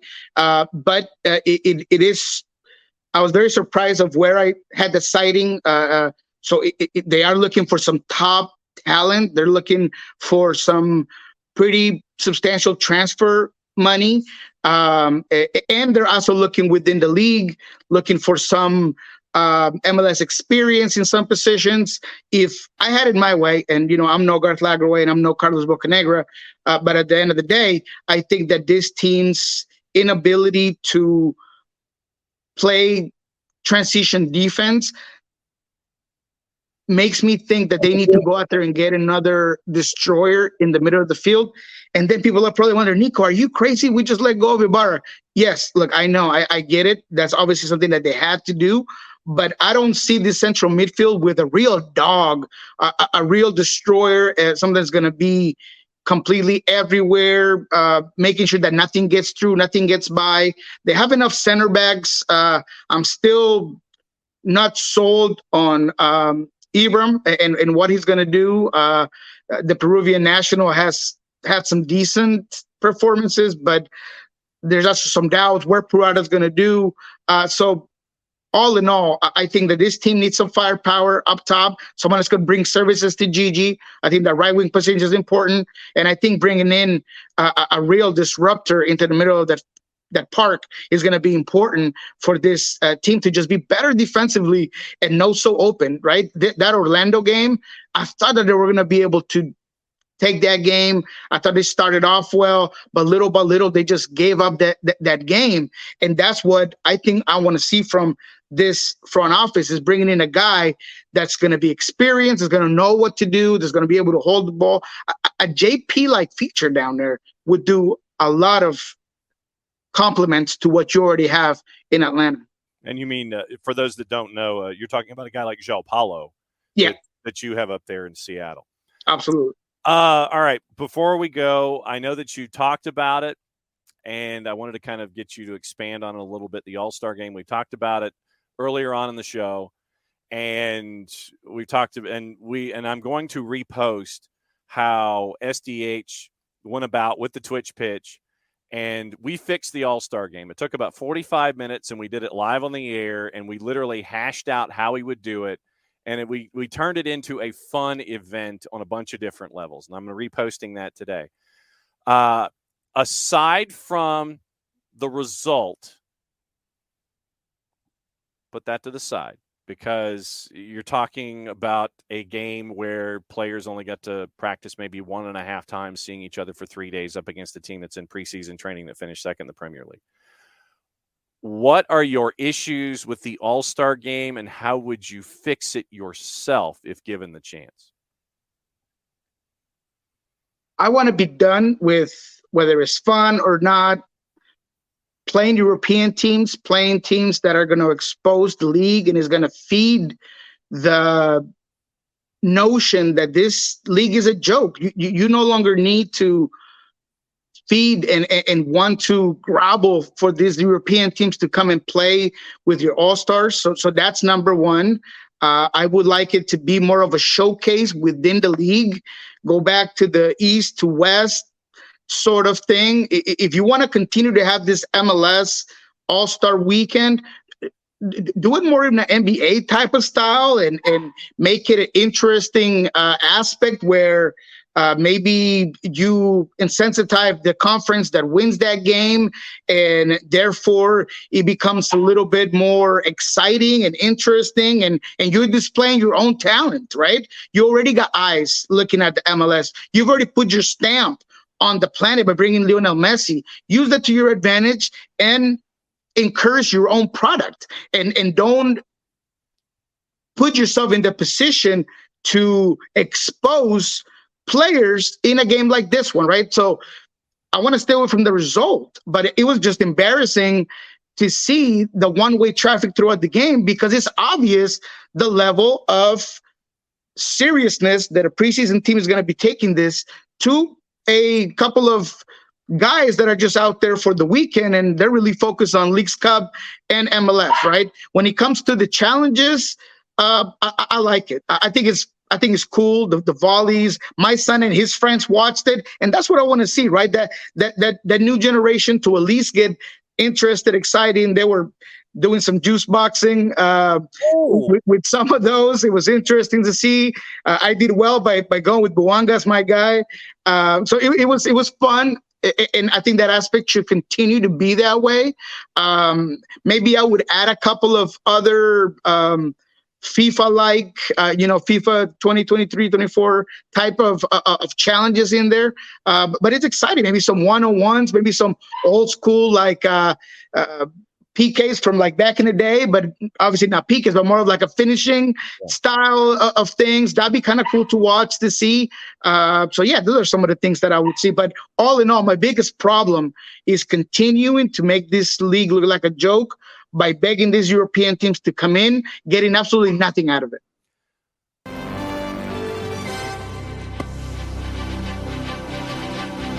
Uh-oh, we got news. Yeah, we do. Well, it's kind of pushing that way. From our friends at WWC, we were talking about Messi CF. It appears, if their reporting is accurate, well, let's go ahead and say it. Andres Iniesta is a new player for Inter Miami CF. You gotta be kidding me. Principle of the agreement between the Spaniard and the club, as he may have learned from WWC, he'll be a franchise player. So apparently he's going to be a DP along with Messi, Busquets, Jordi Alba, and Joseph. Jordi Alba will be a TAM player. So your three DPs now, apparently, according to our friends at WWC, will end up being Messi, Busquets, Iniesta.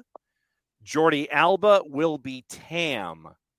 So that is what we're looking at right now. That literally just showed up on the wires. It can't be true, man. It cannot be true. I refuse to believe it. I refuse to believe it. I mean, this would turn Inter Miami into a circus. Oh my God. And I hate to say it that way, but really, I mean, in a DP spot. Like I said, according to our friends at WWC and seconded by Suda Analytica, that's the way it's looking right now. Yeah. Look, I'm not going to believe it. I'm going to go ahead and choose to remove that piece of information from my mind because it's going to blow it up. I mean, Iniesta has been playing in Japan, and he hasn't really been playing at all really over the last 3 or 4 years. And bringing him in as a DP would be shooting yourself in the foot, to be quite frank, and it would turn this whole thing into a real circus, man. Everything that I literally denied and that I told you wasn't going to happen. Messi and bingo friends here in the coast, having a good time, getting paid to just show up at the soccer field and playing as if they would on the beach. It's really going to upset me if that's really what's going on. I don't see the value at it on a soccer aspect. I don't see a project behind it or what would potentially help in the future this team in general. It would honestly decrease the amount of seriousness that bringing in Messi had initially. And I'm going to go ahead and be frank with you.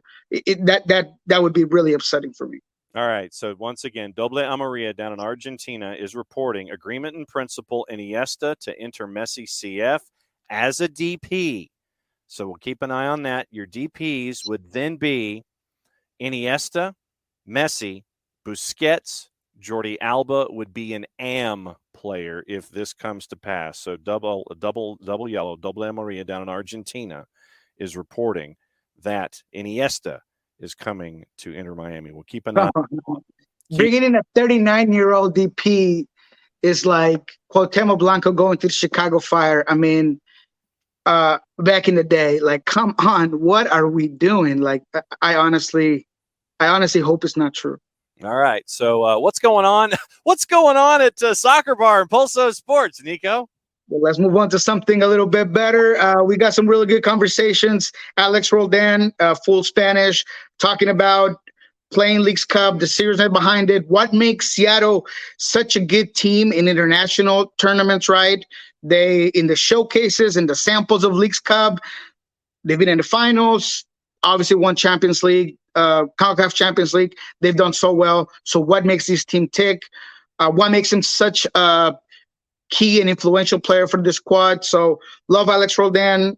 Great story. Go ahead and check it out at Pulso Sports. We'll also probably get down there tonight and get down later on today and get some more interviews for you guys at Pulso Sports. And then Soccer Bar, 1 p.m., same as always, MLS, focus on the specific groups of Leagues Cup, what each group might look like, what the bracket looks like, who are the teams to watch from the Liga MX side, who are the teams to watch from the MLS side. So it'll be interesting today, 1 p.m. Soccer Bar.